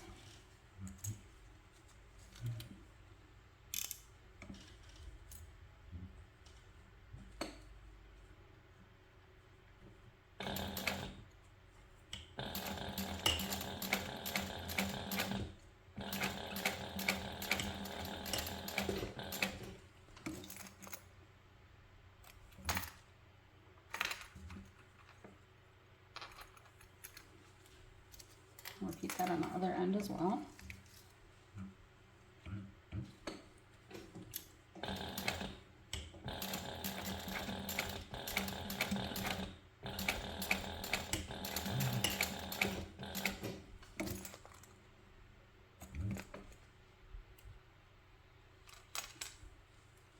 All right, we are going to take one of the interior zipper pocket panels, place it right side up. You want to find the center along the top straight edge.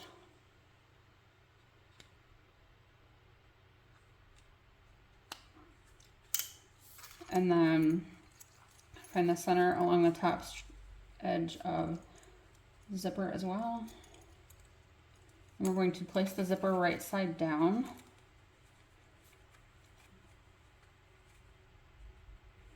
With the zipper pull closing to the left.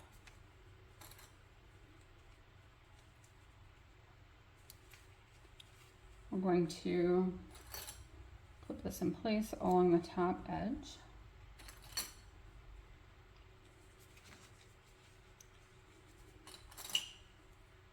And then we're going to baste using a 1/4 inch seam allowance.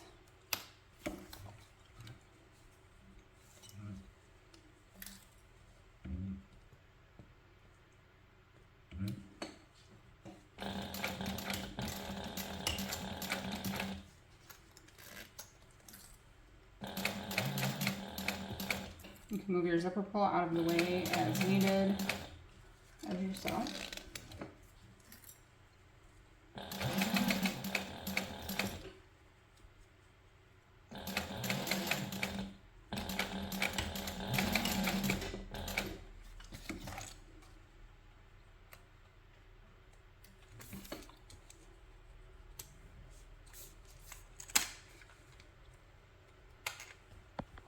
All right, we're going to take the other interior zipper pocket panel, place the zipper pull toward the center.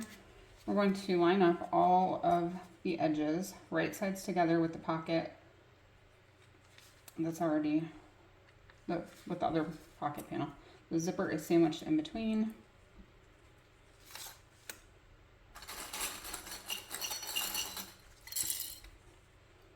And here we are going to leave an opening along the top straight edge along the zipper to turn this right side out.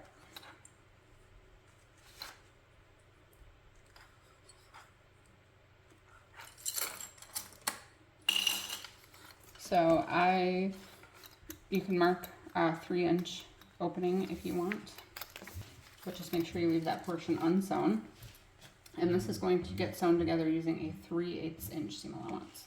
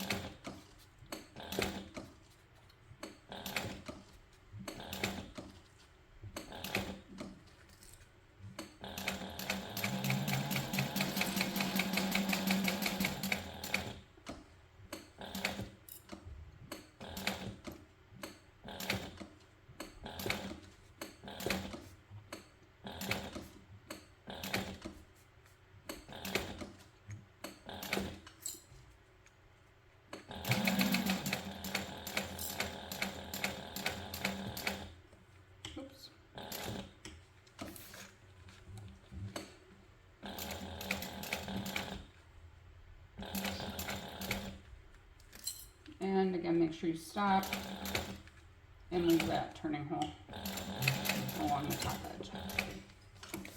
And you want to back stitch well at the start and stop so that when you turn it right side out, you don't pull the stitches out along the opening. All right, here I'm going to trim the corners just so that I can turn it nicely. And here you can trim down around the edges. And I'm just trimming that seam allowance down to about 1/8 of an inch. All right, we're going to turn this right side out through this opening. And again, when you trim seam allowances here, just make sure you don't trim any part of the zipper.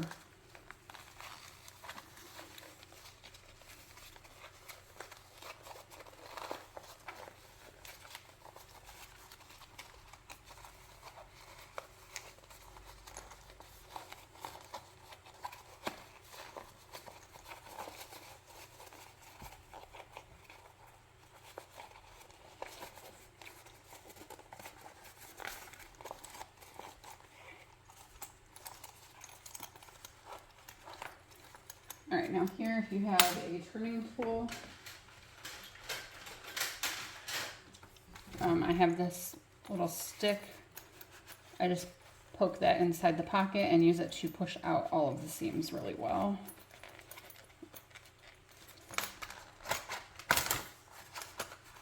And I just kind of run it along all of the seams.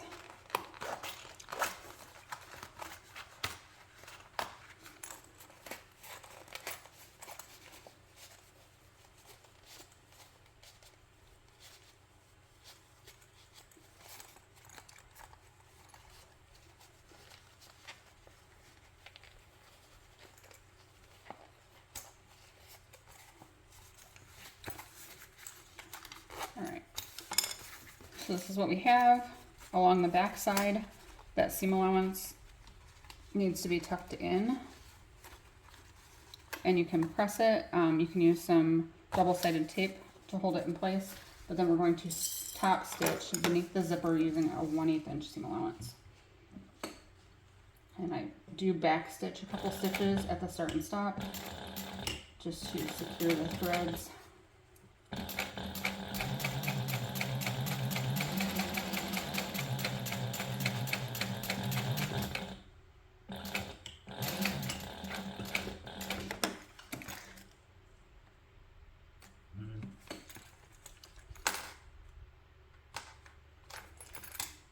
Alright, so this is now what we have.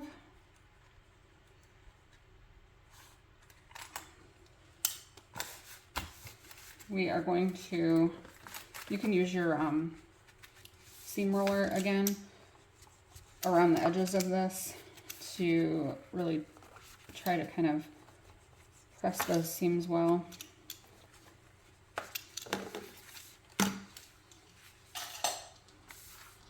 Next we take the lining back bottom, place it right side up, place the interior pocket right side up, centered from left to right.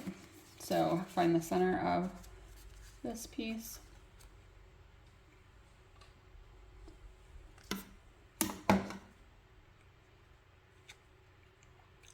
And I'm going to actually mark the center along the bottom right now as well. And I'm going to go ahead and mark the center along my top piece as well.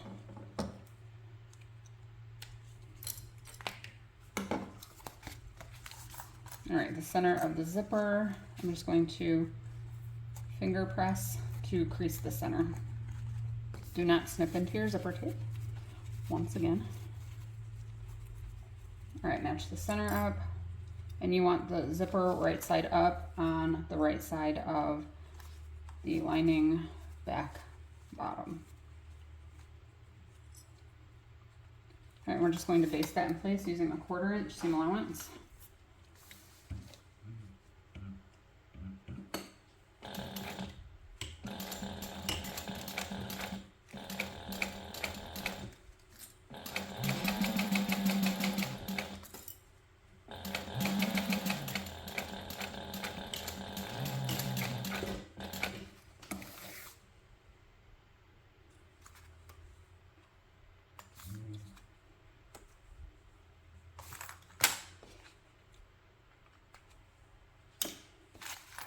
All right, and then we're going to place the lining back top right side down on top of this.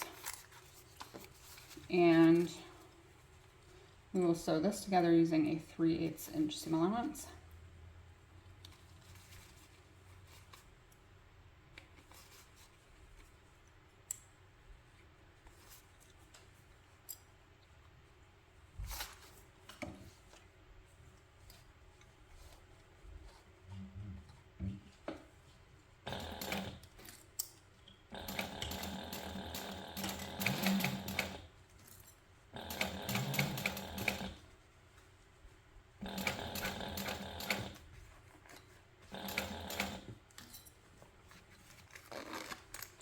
Keep the zipper pull out of the way as you sew.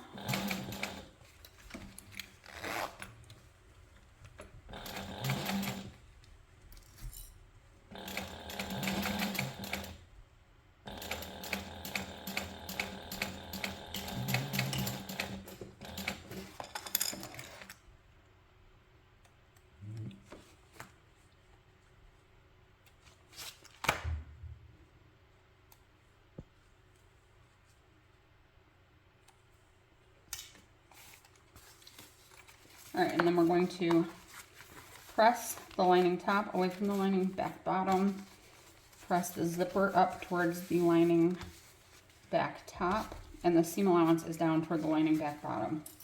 And then we're going to top stitch through that using a 1/8 inch seam allowance.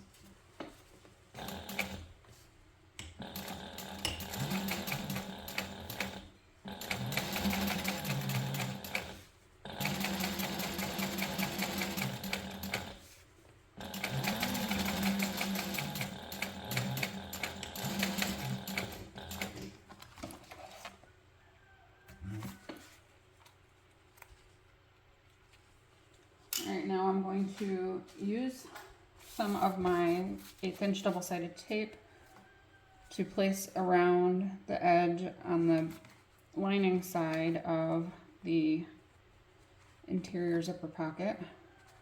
I'm just going to place it along the straight edges, so along the bottom and then down both sides.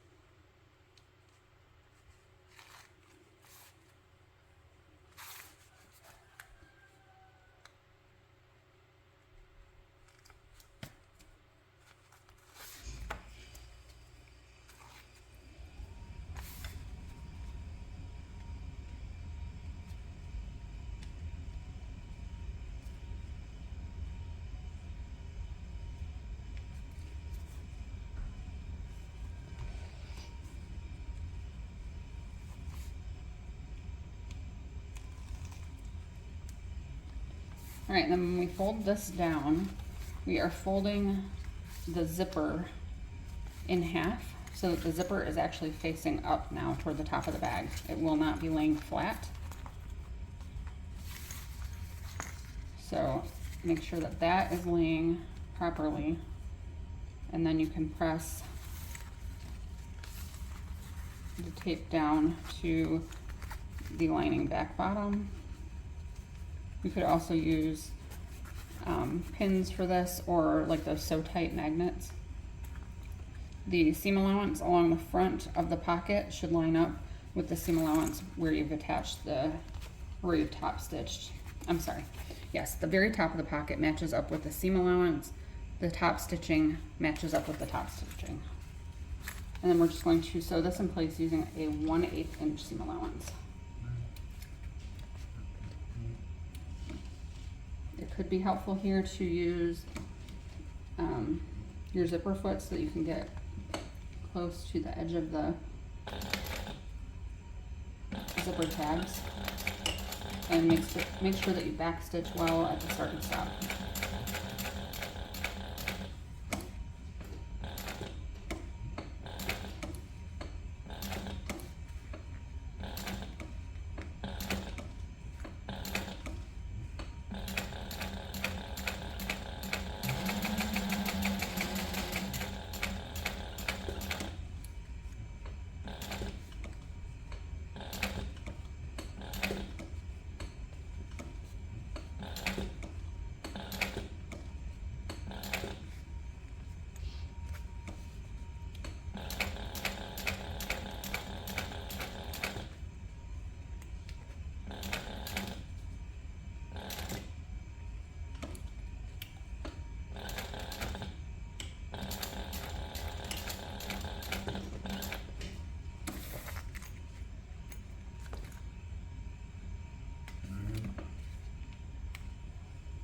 All right, so now we have the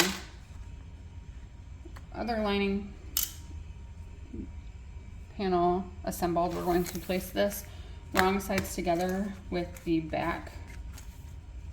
And actually, I'm going to place a snip at each of my center marks now because I marked it on the wrong side. And once these are sewn together, I'm not going to be able to see that. And I will need to see it.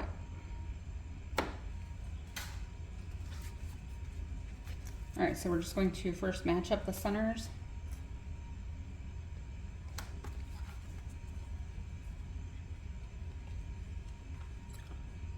And you're going to be matching up all of the raw edges. And then we're going to base these panels together using a 1/4 inch seam allowance, or an 1/8 inch, whatever, less than 3/8.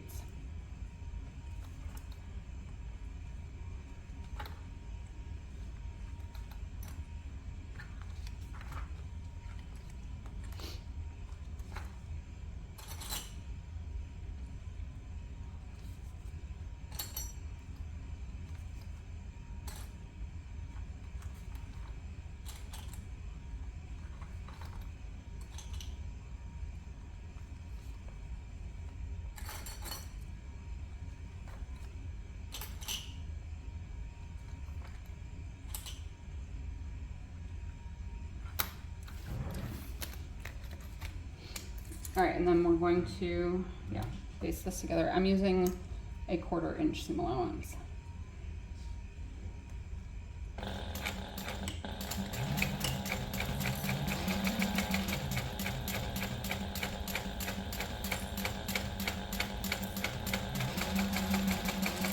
And I think the reason that my sewing machine sounds a little funky is because I had to really tighten up the tension,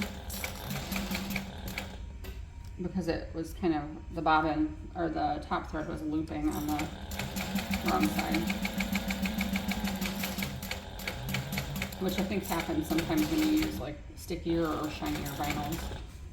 I know I have that issue when I sew clear vinyl, and I have to really tighten up my tension.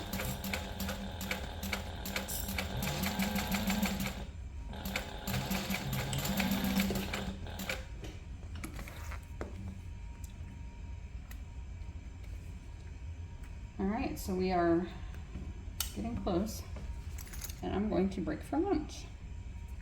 We have the back panel and the front panel completed right now.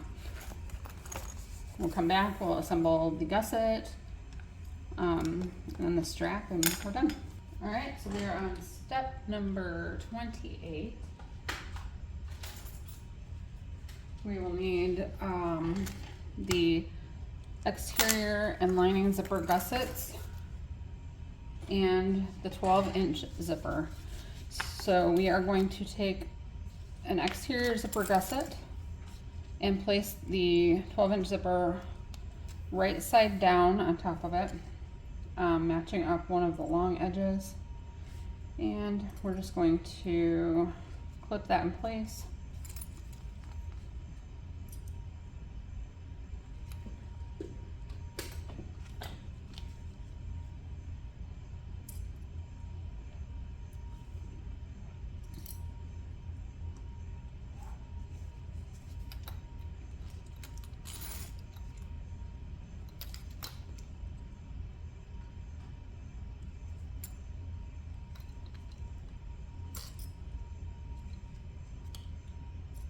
All right, we're going to sew that together using a 1/4 inch seam allowance. This one's kind of more of a basting.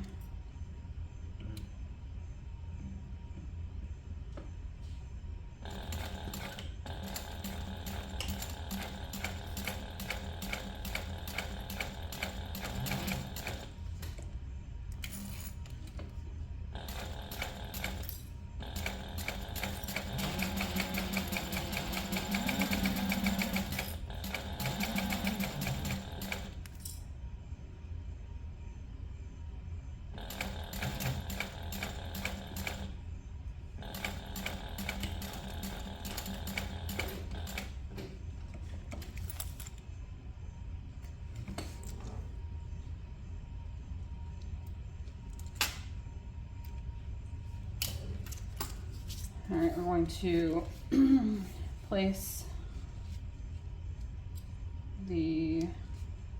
one of the lining zipper gussets right side together with the exterior and clip along the same edge with the zipper sandwiched in between. Those are right sides together. And then we're going to sew this on using a 3/8 inch seam allowance.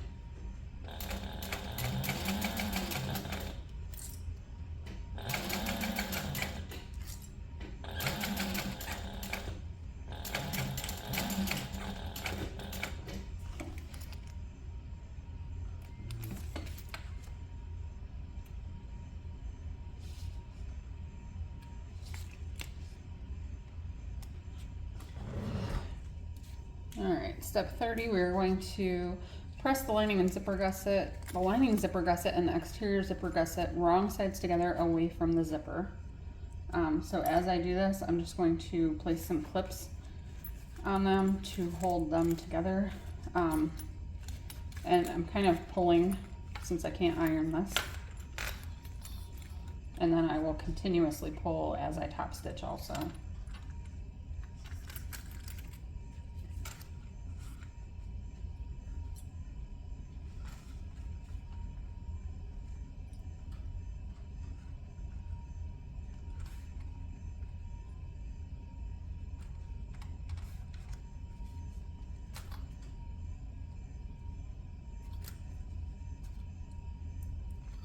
All right, we're going to top stitch this using a 1/8 inch seam allowance.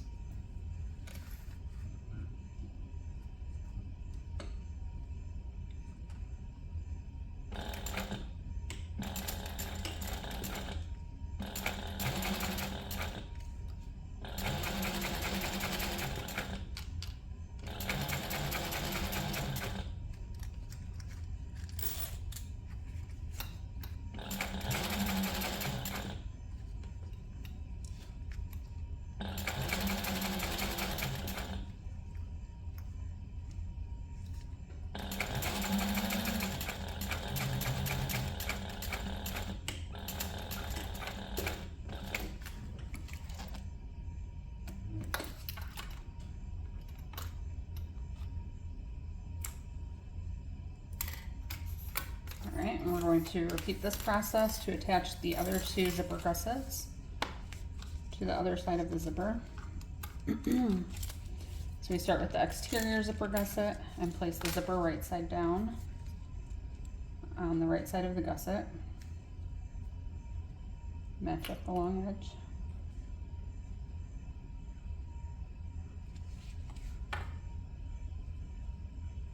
And I make sure when I'm lining this side up that the ends of the gusset are even.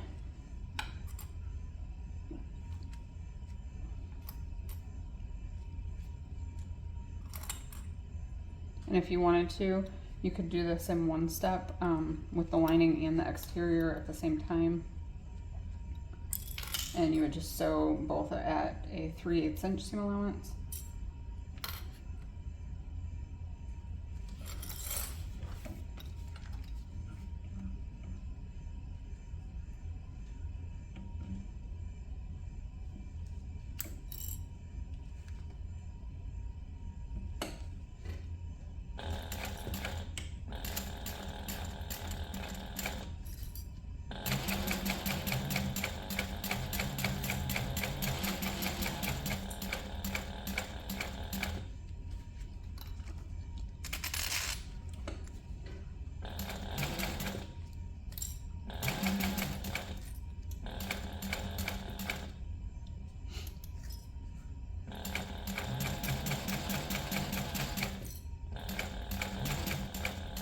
So I just sewed this on using a 1/4 inch seam allowance.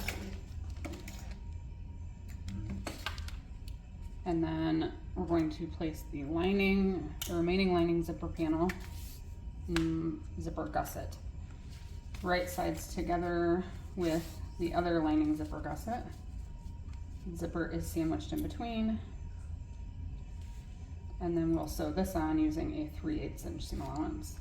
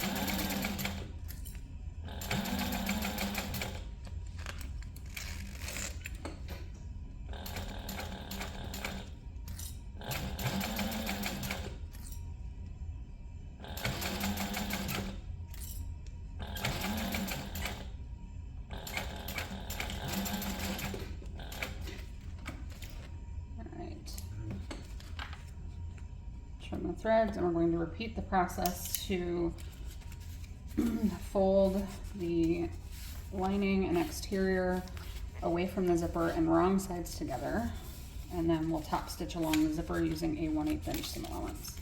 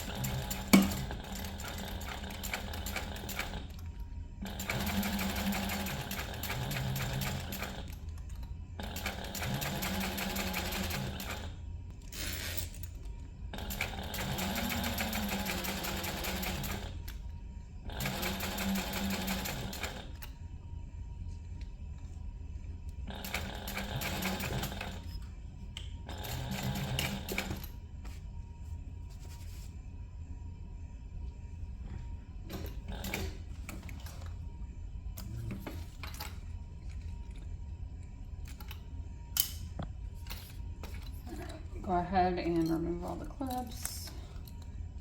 It's so pretty. I love this vinyl. So we're going to make the crossbody connector. So we have 2 pieces of vinyl that are 1.5 inches by 2 inches.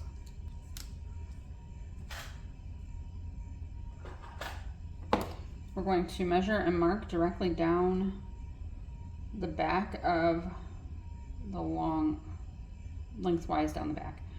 So 3/4 of an inch in from the side is the center. So I'm just going to mark that with a pen.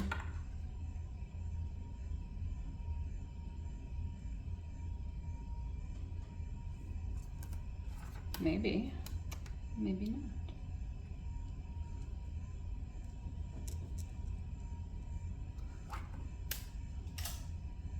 All right, and then I'm just going to use this 3/4 inch wide double-sided tape so that I can just use one piece all the way down the center. It does not need to be this thick.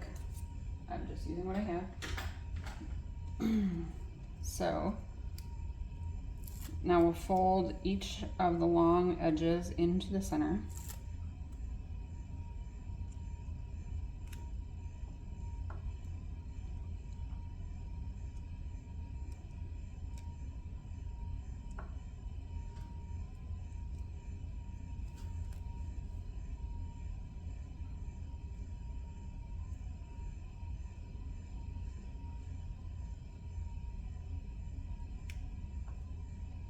All right, now we're going to top stitch down each folded edge of this using a 1/8 inch seam allowance.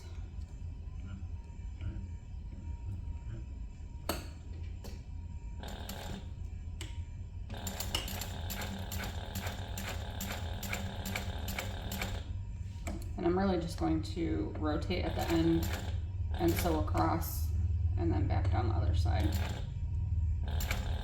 That part will be in the seam allowance anyway, so it's not going to matter.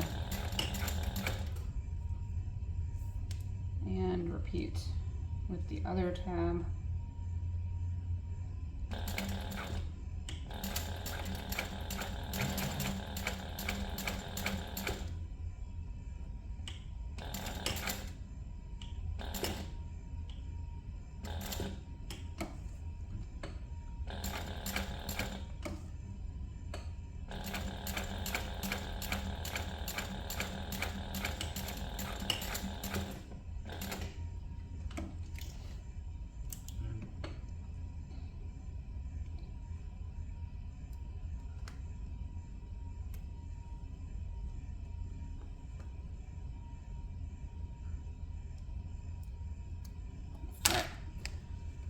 Then we are going to baste our D-ring or triangle ring in place. So I have 2 3/4 inch D-rings. I really like triangle rings, but I didn't have any in nickel. I'm going to baste the ends of this using a 1/4 inch seam allowance.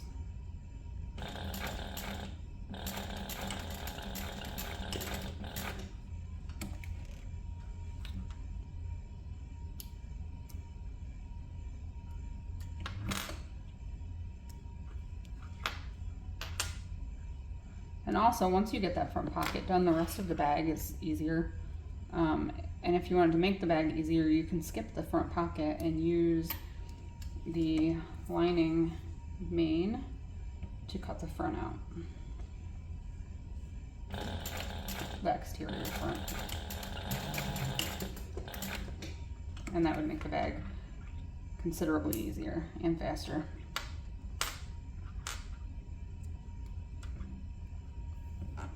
And you still get the tiny little cute size. All right, so now we are going to center these over the end of the zipper and baste in place.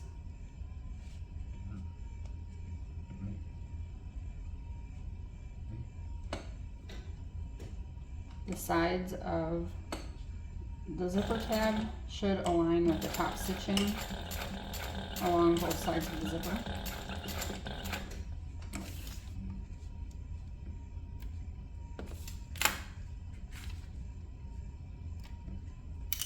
And repeat that with the other zipper tab. If you're making the crossbody, or I'm sorry, if you're making the waist bag, you would be skipping this part.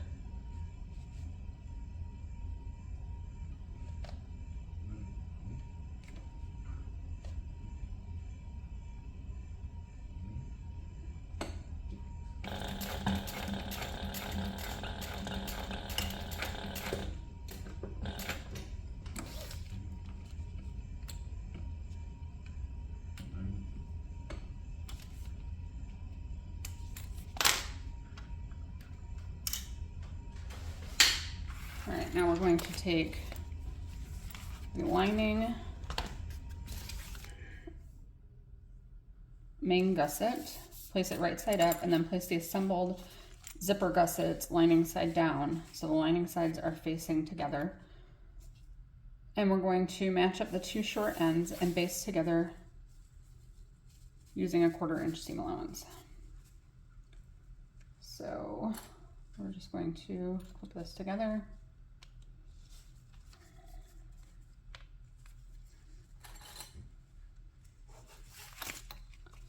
You want to make sure that there's nothing to make sure of.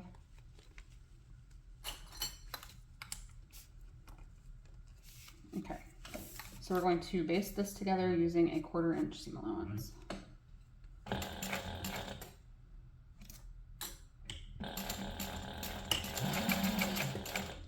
And if you need to, you can use a hump jumper when you sew over the connector.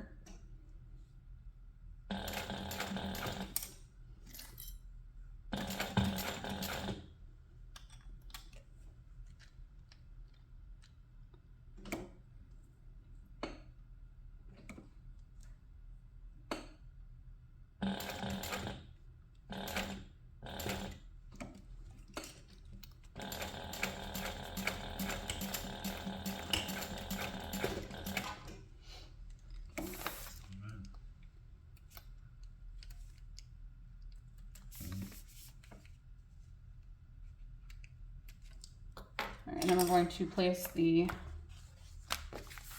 exterior right sides together with the exterior side of the zipper gusset. Match up the short ends.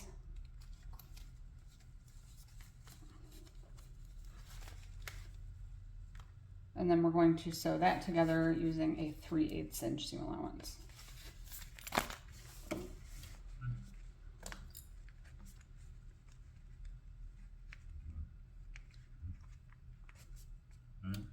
And again, you may need to use a hump jumper when you get to sewing over the connector. I got mine off of Etsy, and it folds so it can be multiple thicknesses. Okay, and when I sew across the end of the connector, I'm just going to back stitch for a little extra security, and then I'll use my hump jumper again when I come back off of that connector.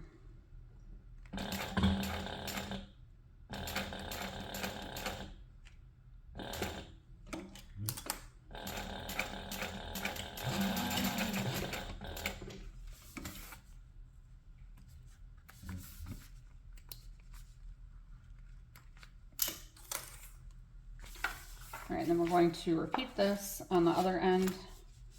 I'm actually not going to baste the lining first this time. I'm just going to match it all up and sew one time. So we'll just sew one time using a 3/8 inch seam allowance.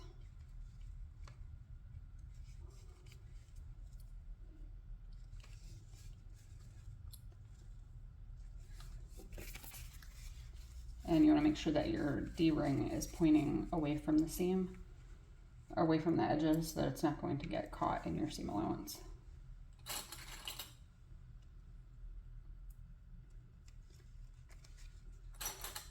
And I'm just going to put a couple clips on the edges too, to just really hold everything together.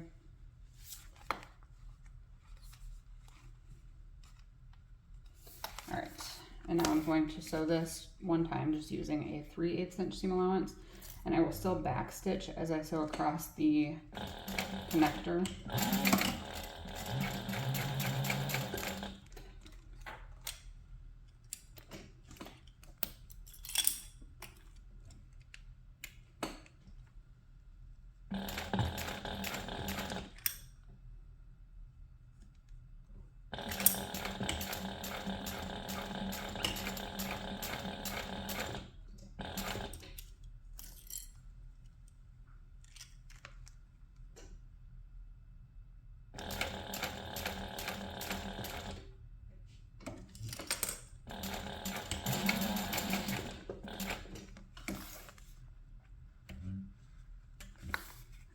Trim threads. All right, we're going to, I should have top stitched this before I did that, but it doesn't matter. We're going to turn this all inside out. So the exterior's inside of this loop now. We're going to pull the main gussets wrong sides together at the end of the zipper gussets, and I'm going to top stitch on each side using a 1/8 inch seam allowance.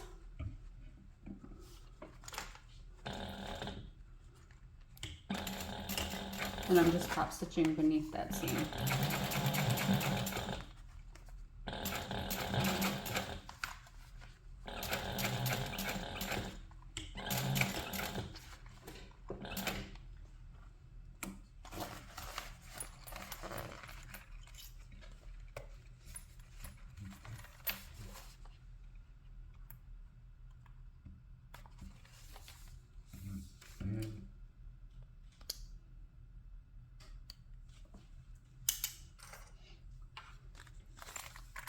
And then we'll repeat to top stitch beneath the seam on the other side. And you can put clips on the edges to hold this in place if you want to.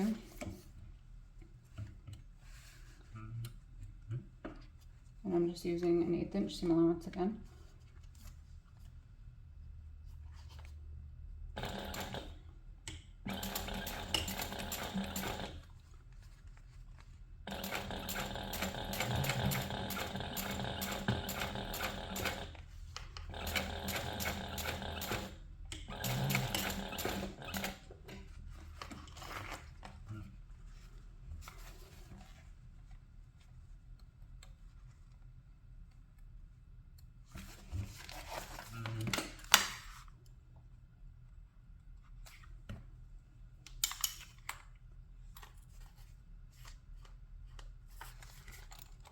All right, and then we're just going to baste the raw edges together all the way around.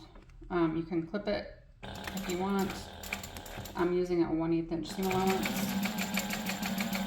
And I just make sure that nothing's getting twisted or moving out of the way as I sew, so that I make sure I'm catching the lining in the exterior.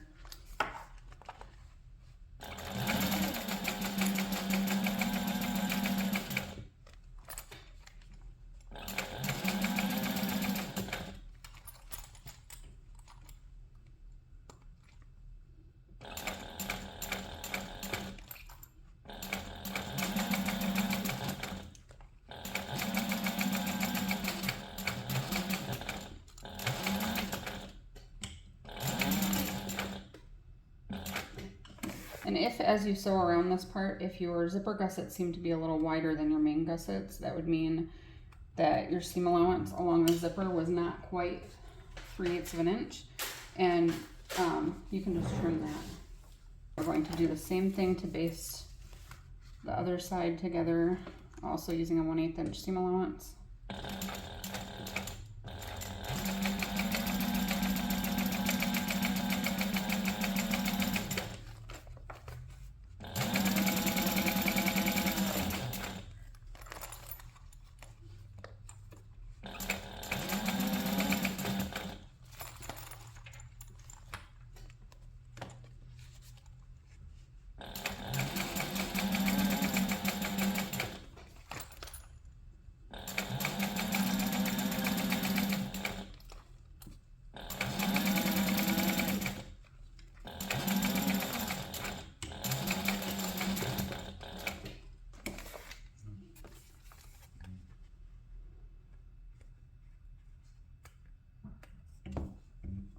so I'm going to just trim any threads. So we are going to mark the top and bottom center. First, we're going to fold the gusset in half, matching up the side seams. And when those side seams are matched and we fold the main gusset in half, we get the center. And I'm just going to place a small snip and do that on both sides, and then I'll repeat this on the top. So along the zipper gussets, we mark the center the same way.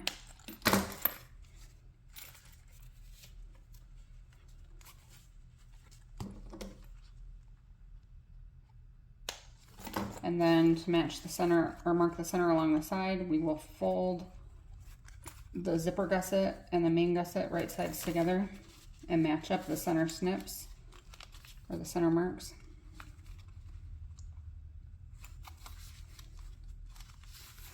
And then we get the side centers, which is about 3/4 of an inch beneath the seam.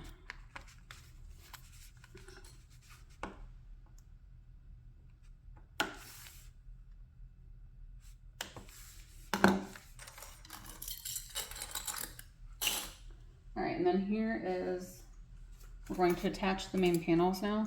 So this is another part where you can use double-sided tape if you want to, which we are going to do.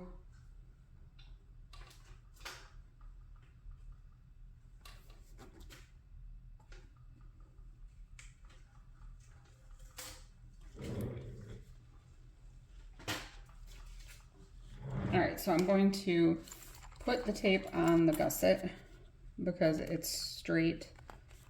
The edges are straight, so it's easier than trying to put it around the curved main panels. And I'm putting it just to the inside of my basting, which was at 1/8 of an inch. So the edge of the tape will go no further in than 1/4 of an inch. You won't be sewing through it and it won't be sticking out. And I'm going to actually put this on both sides of my gusset right now. So that way I don't have to do the other side when it's already attached to one of the main panels.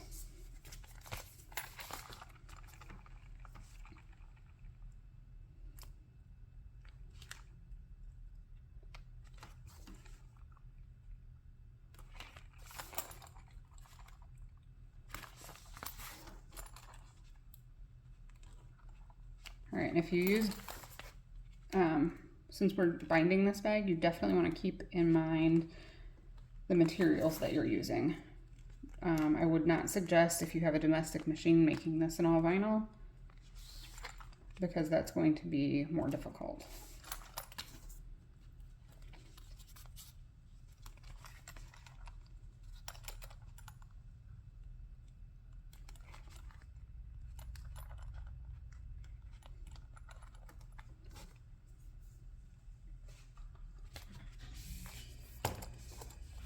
Okay, so we're going to make sure the centers are marked. They are along the sides, top and bottom of the back panel.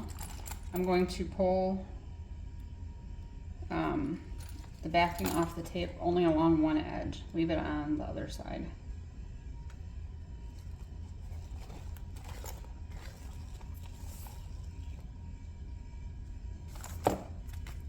All right, make sure that you have the back top along the zipper gusset. First, we're going to match up the centers there.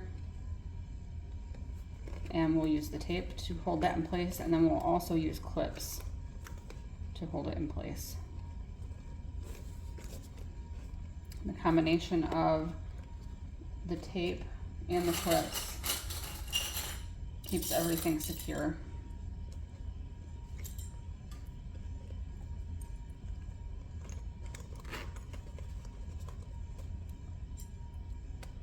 We'll repeat that on the bottom next. So I'm matching up the center and then along the straight edge out from the center. And then I ease around all of the corners last.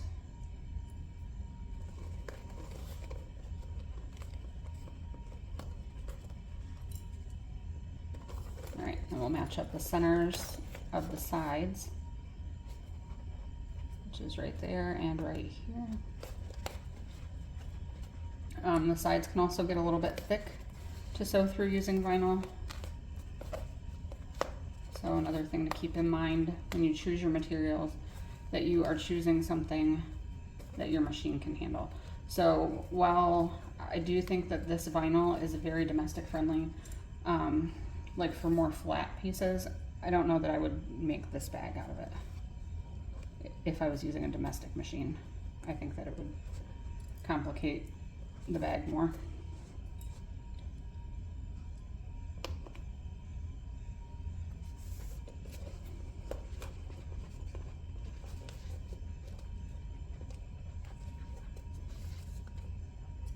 All right, and again, when we ease around these corners, it's just the same as the other corners.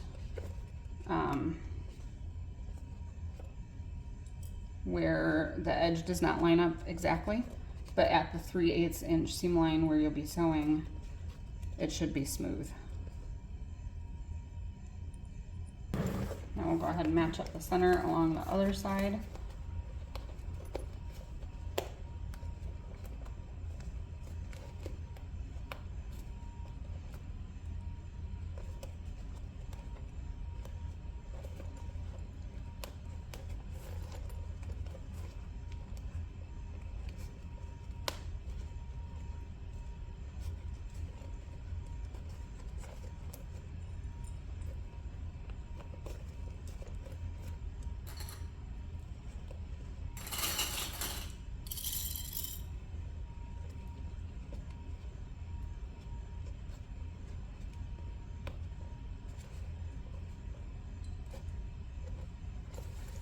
And the last corner.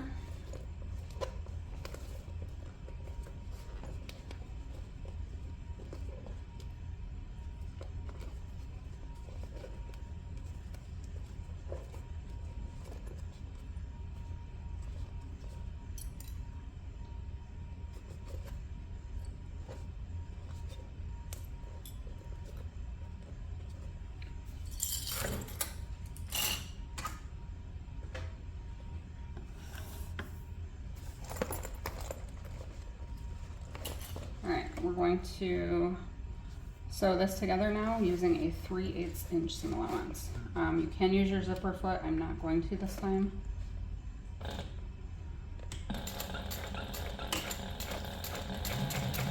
I don't find that it's as necessary when sewing the main body because it's a little bit bigger. But sewing that front pocket, due to the small size, it's easier if you have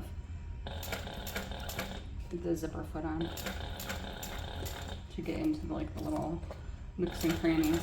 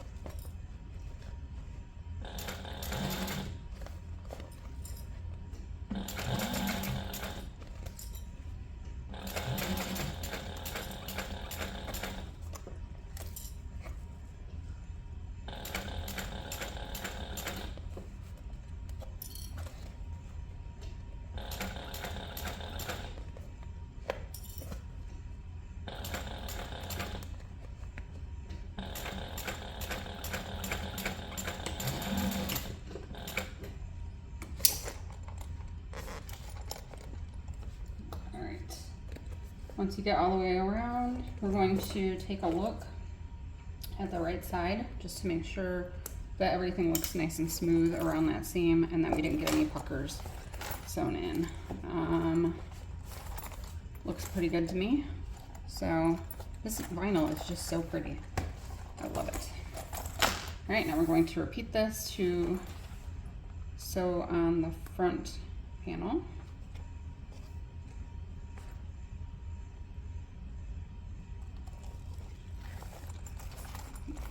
The 1/8 inch double-sided tape really does make a difference. So if you don't have any, I would suggest investing in some. It's going to make this a lot easier. So first we're going to match up the center along the top. Make sure that your top is at the side with the zipper gussets. Stick that together and then use some clips. Match up the center along the bottom. The bottom should fit together really easily since you already have kind of the curves sewn in the way that the front pocket was attached. You should be able to just kind of wrap the gusset right around it. And we're going to sew this with the main panel facing up. All right, and then match up the centers along the sides, and then we'll ease around the corners. So the bottom corner should match up really easily since it's already curved.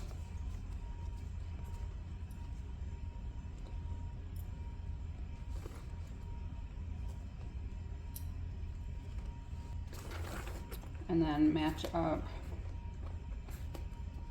the centers along the other short side.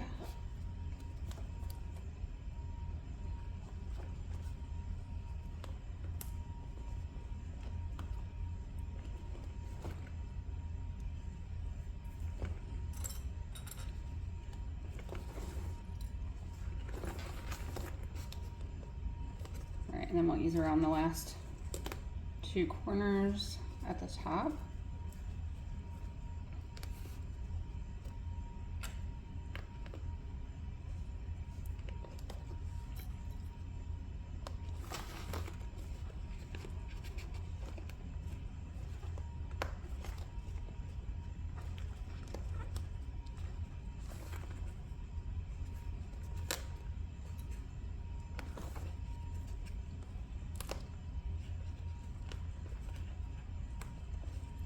And it's going to be a little bit thick at the side seams when we sew that together because of the way the front pocket is attached. So keep that in mind. You might need your hump jumper. We're going to start sewing this from the bottom. If you think you'll have trouble unzipping your zipper from the wrong side like I just did, you want to make sure that you unzip it partially before you actually clip this in place. I'm going to I'm just double checking that I have this oriented the right way so that the top is facing up, because I don't want to sew that in and then find out I did it wrong. All right, and then we're just sewing this together, also using a 3/8 inch seam allowance. So we do this with the main panel facing up toward the zipper foot, or the main panel is facing up toward the foot. The gusset is facing down on the bed of the machine. Back stitch. So just sew all the way around using a 3/8 inch seam allowance.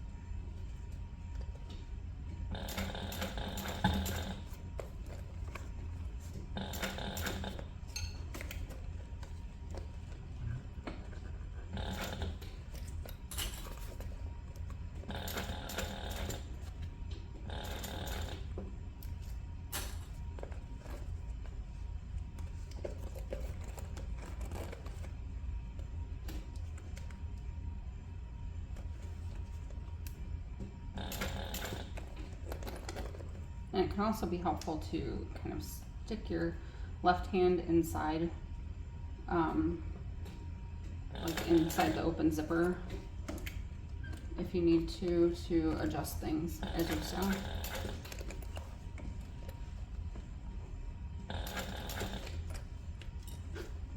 Really just take your time and make sure that nothing is shifting.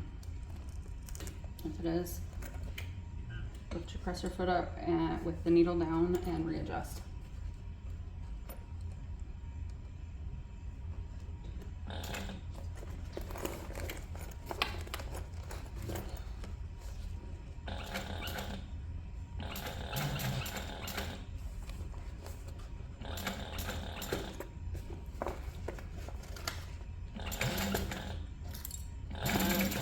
Don't be afraid to manhandle your bag a little bit and just kind of squish it and get it in there where you need to.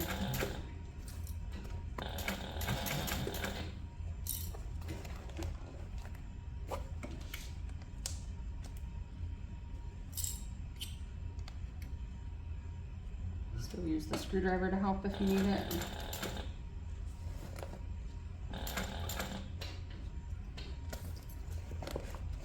Very helpful when you can't get your fingers in to the tight spots.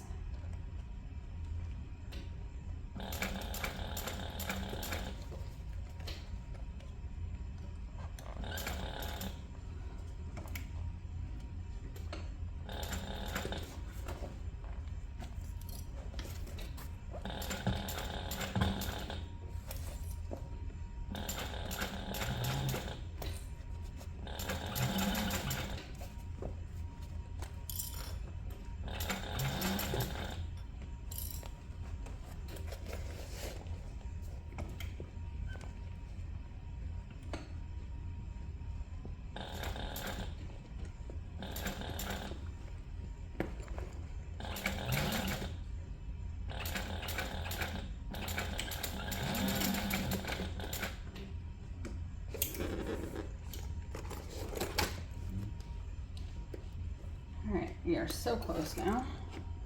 I'm going to trim these threads. Take a look at this from the outside. I want to make sure, especially along the sides where it's a little bit thicker, that everything seems okay. I've got a couple loops in my bobbin thread over here, so I'm just going to kind of sew over that thick spot again, just to make sure that my threads aren't going to pull out.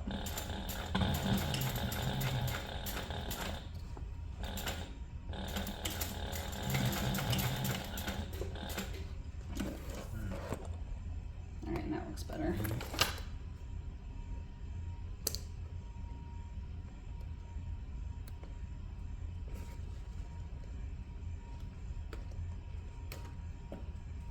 All right, and then we're going to put the binding on now. All right, well, this is not the binding I was going to use, but I have the Rainbow Watercolor Roses bag binding that matches. So we're going to use that.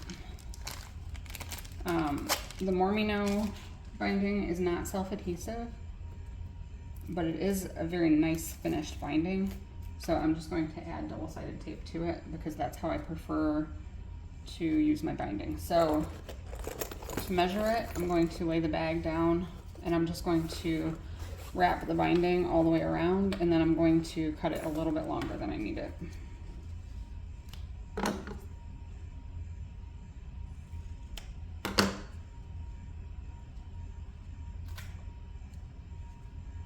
All right, and then I'm going to use a lighter to just singe the ends. I have a fan blowing on me, so it's a little difficult. Don't burn yourself. But I just do that so that it doesn't unravel. This is kind of like a ribbon almost. It's a little bit heavier than some of the other bindings available. And this is just kind of like you fold it over one time. It's not like a double fold bias tape.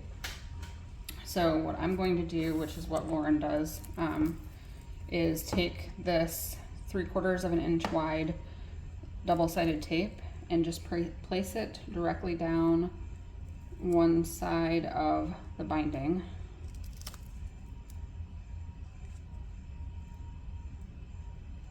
And I just try to get it centered as best I can, but I'm not that worried about it as long as none of the sticky part is overlapping or sticking out of the edges.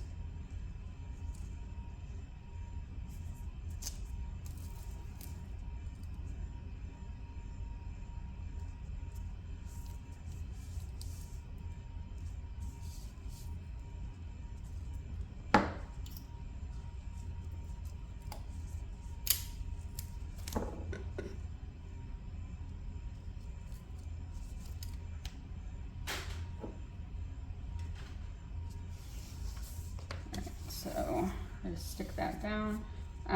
There is also self-adhesive binding, which Fabric Therapy has that. Who else?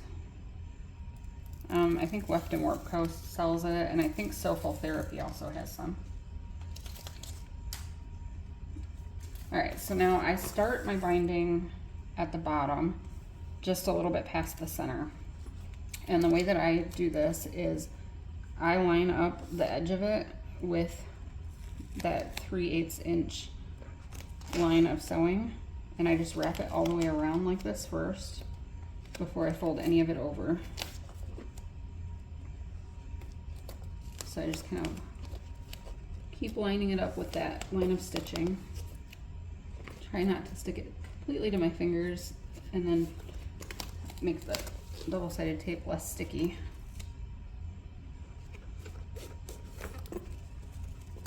Oh, perfect. I didn't remember that I bought this binding.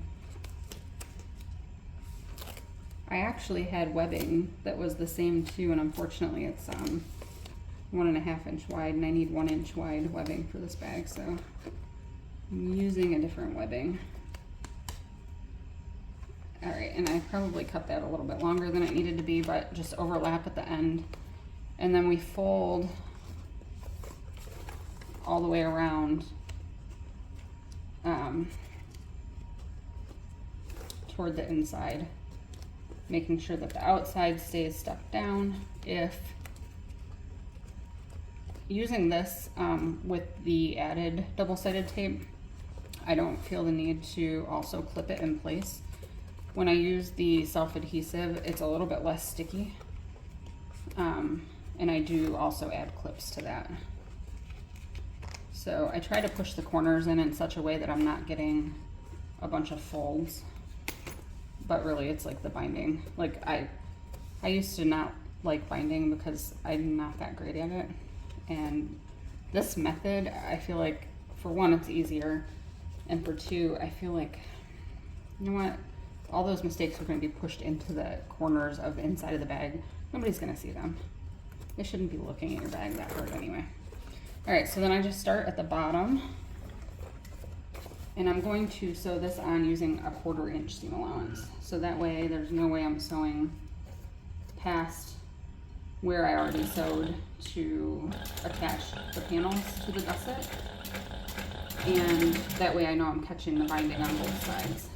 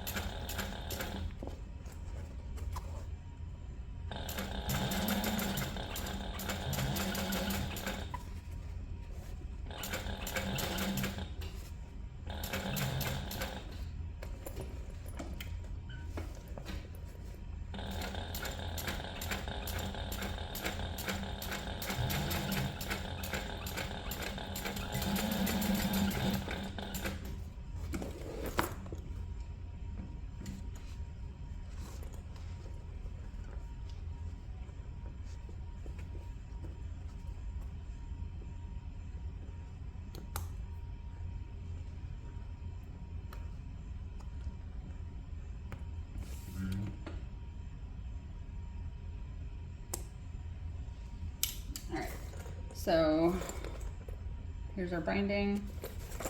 I'm going to do the same thing for the other side.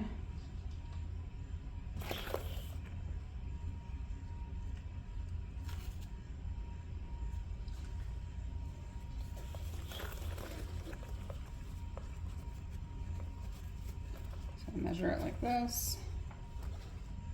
Cut it.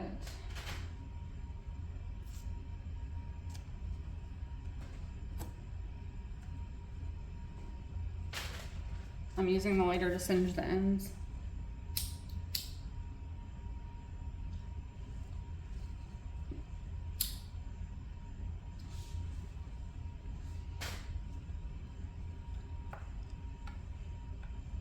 All right, and then I'm just going to take my double-sided tape and place it down the center of this binding.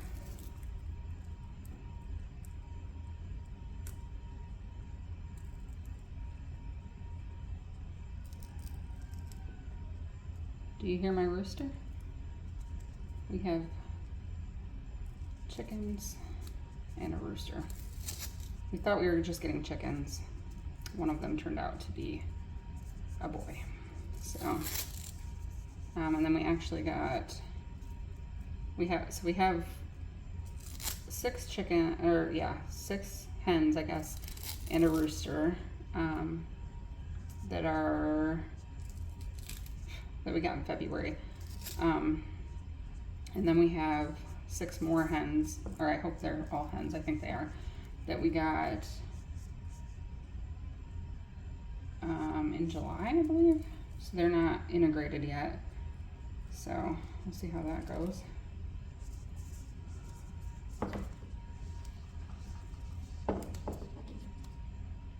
So yeah, we went from living in the city, and near the train, if you've heard all the train horns in my videos before, to now we are way in the country, and I love it. I don't know if you saw my update on Instagram and in my Facebook group of like kind of what I was up to over the summer, which is that I started a garden. So I might have posted that on Instagram as well. Now that summer is kind of gearing down and I am ready for sewing again.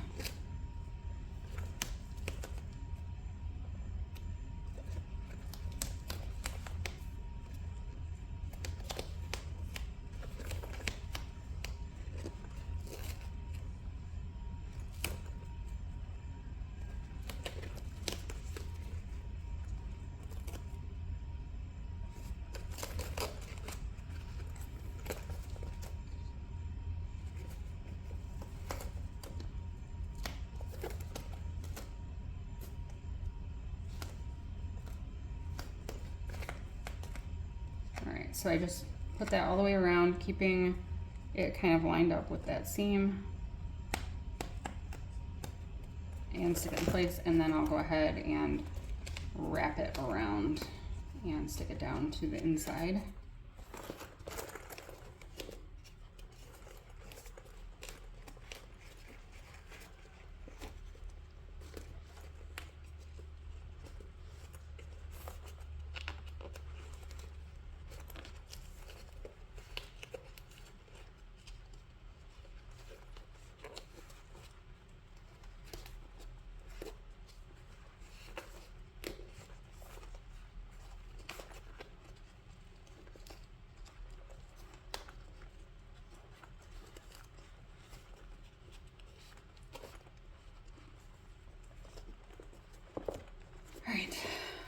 Last side. Now we'll go ahead and sew this in place using approximately a 1/4 inch seam allowance.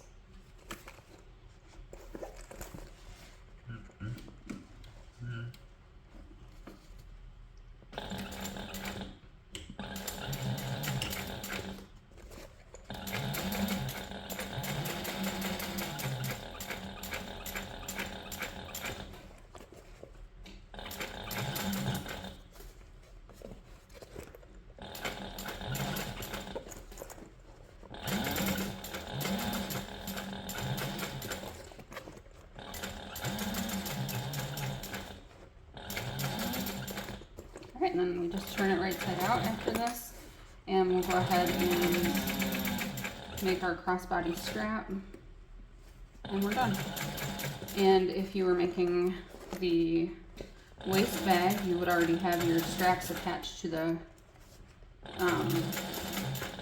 back panel, and you would be done after this step. You turn it right side out and you're done. So.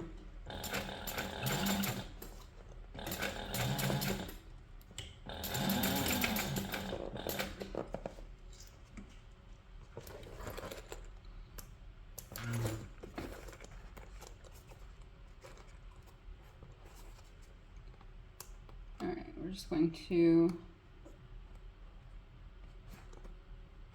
trim the threads. Alright, let's turn this right side out and see what it looks like from the exterior. Hopefully it looks good. And it is a little bit thick because of the vinyl, so just be patient when you're turning it.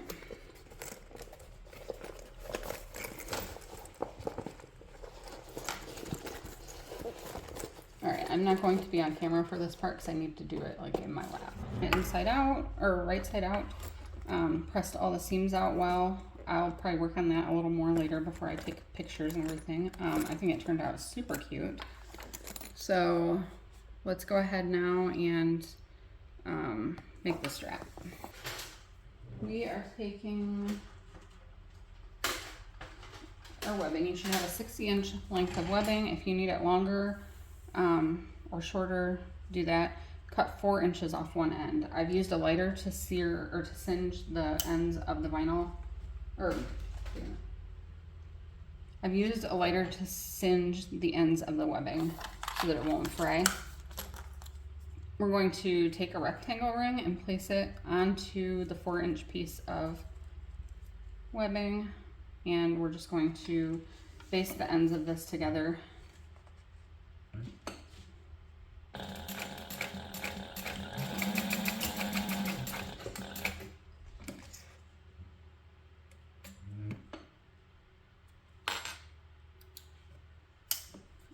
Alright, and then we're going to take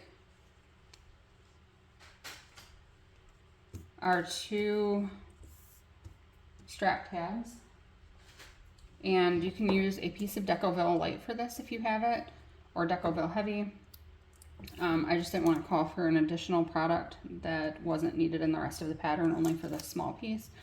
So we are just using a strip of the exterior vinyl.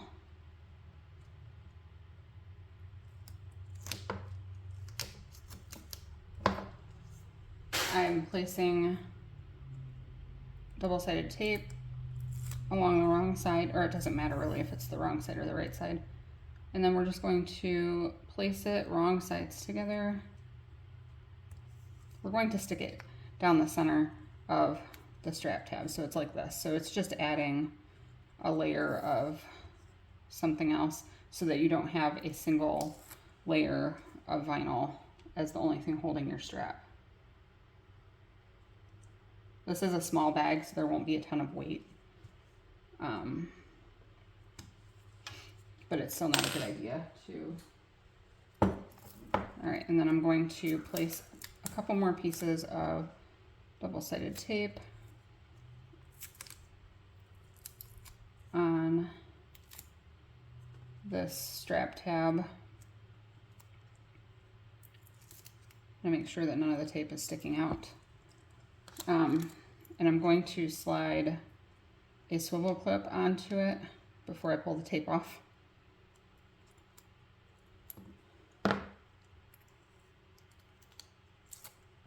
And I don't want the tape to be under the swivel clip because then it doesn't really, it gets weird when it's stuck in the tape. So then we're going to place most of this webbing into the strap tab. All right, and then you're just going to fold the strap tab in half, matching up all of the edges and folding it around the webbing. All right, and then we're going to sew that together using an 1/8 of an inch seam allowance all the way around the raw edges. I'm going to sew all the way across the top and then I'll back stitch all the way across again. one more stitch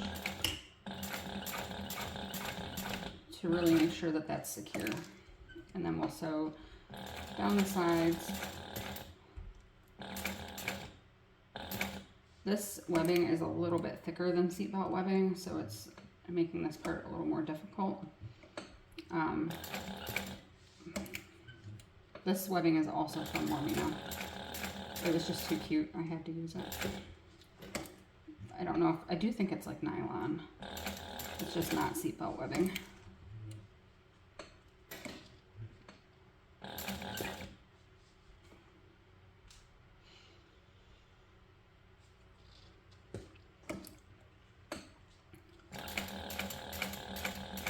A zipper foot could be useful for this, so that you can get nice and close to that webbing.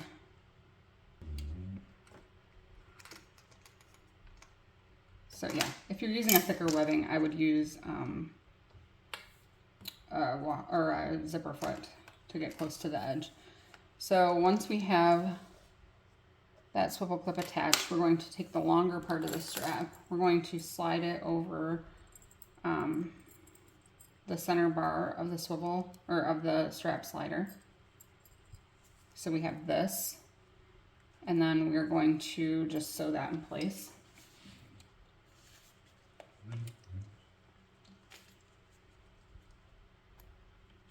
I like to actually sew from like the right side of my strap, not the side that has the cut end on it, since this is the side that will be visible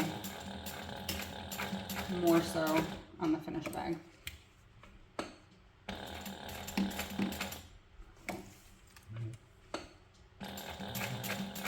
And you can just sew two lines, one near the hardware and then one near the cut end, or sew a box.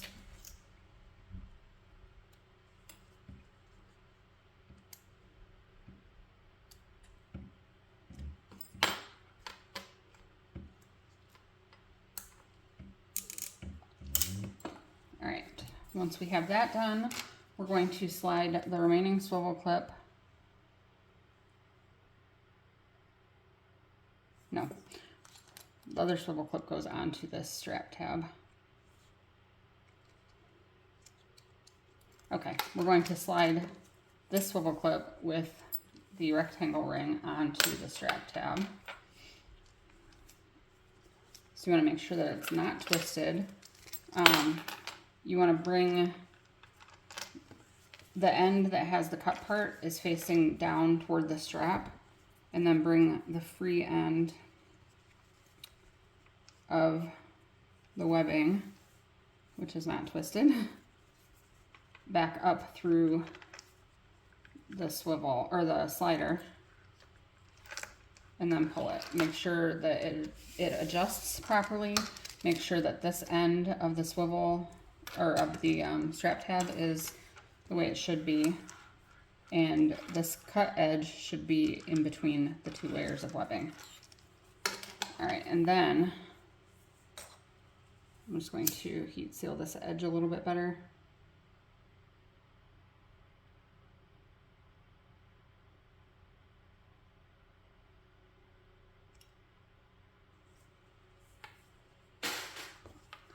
I'm going to take a couple pieces of my tape and just place it in the strap tab.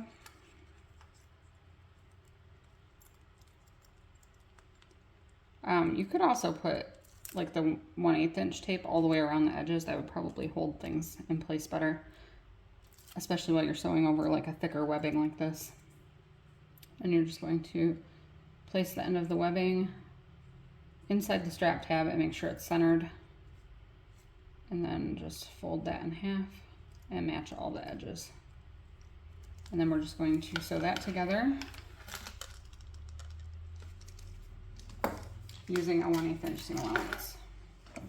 And then we're done. So same process, I like to sew across the top and then back stitch all the way across, and then sew all the way back across again.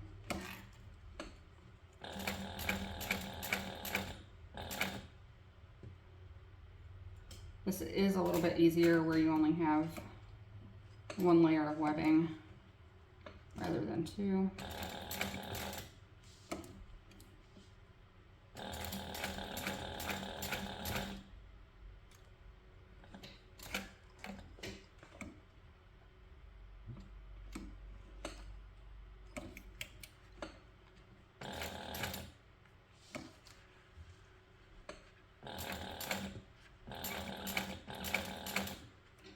I do still think it would be best to use a zipper foot for this though. And then if you need to at all, you can trim up around the edges of your connectors. You can use edge paint.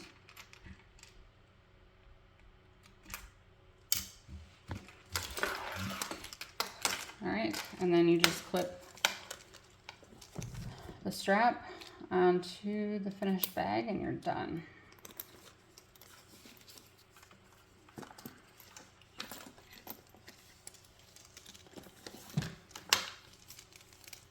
So thank you for watching. I hope you enjoy, and I am ready to start working on the next pattern because I've made so many of these now. So let me know what you think. If you don't already follow me, go ahead and do that. And thanks for watching.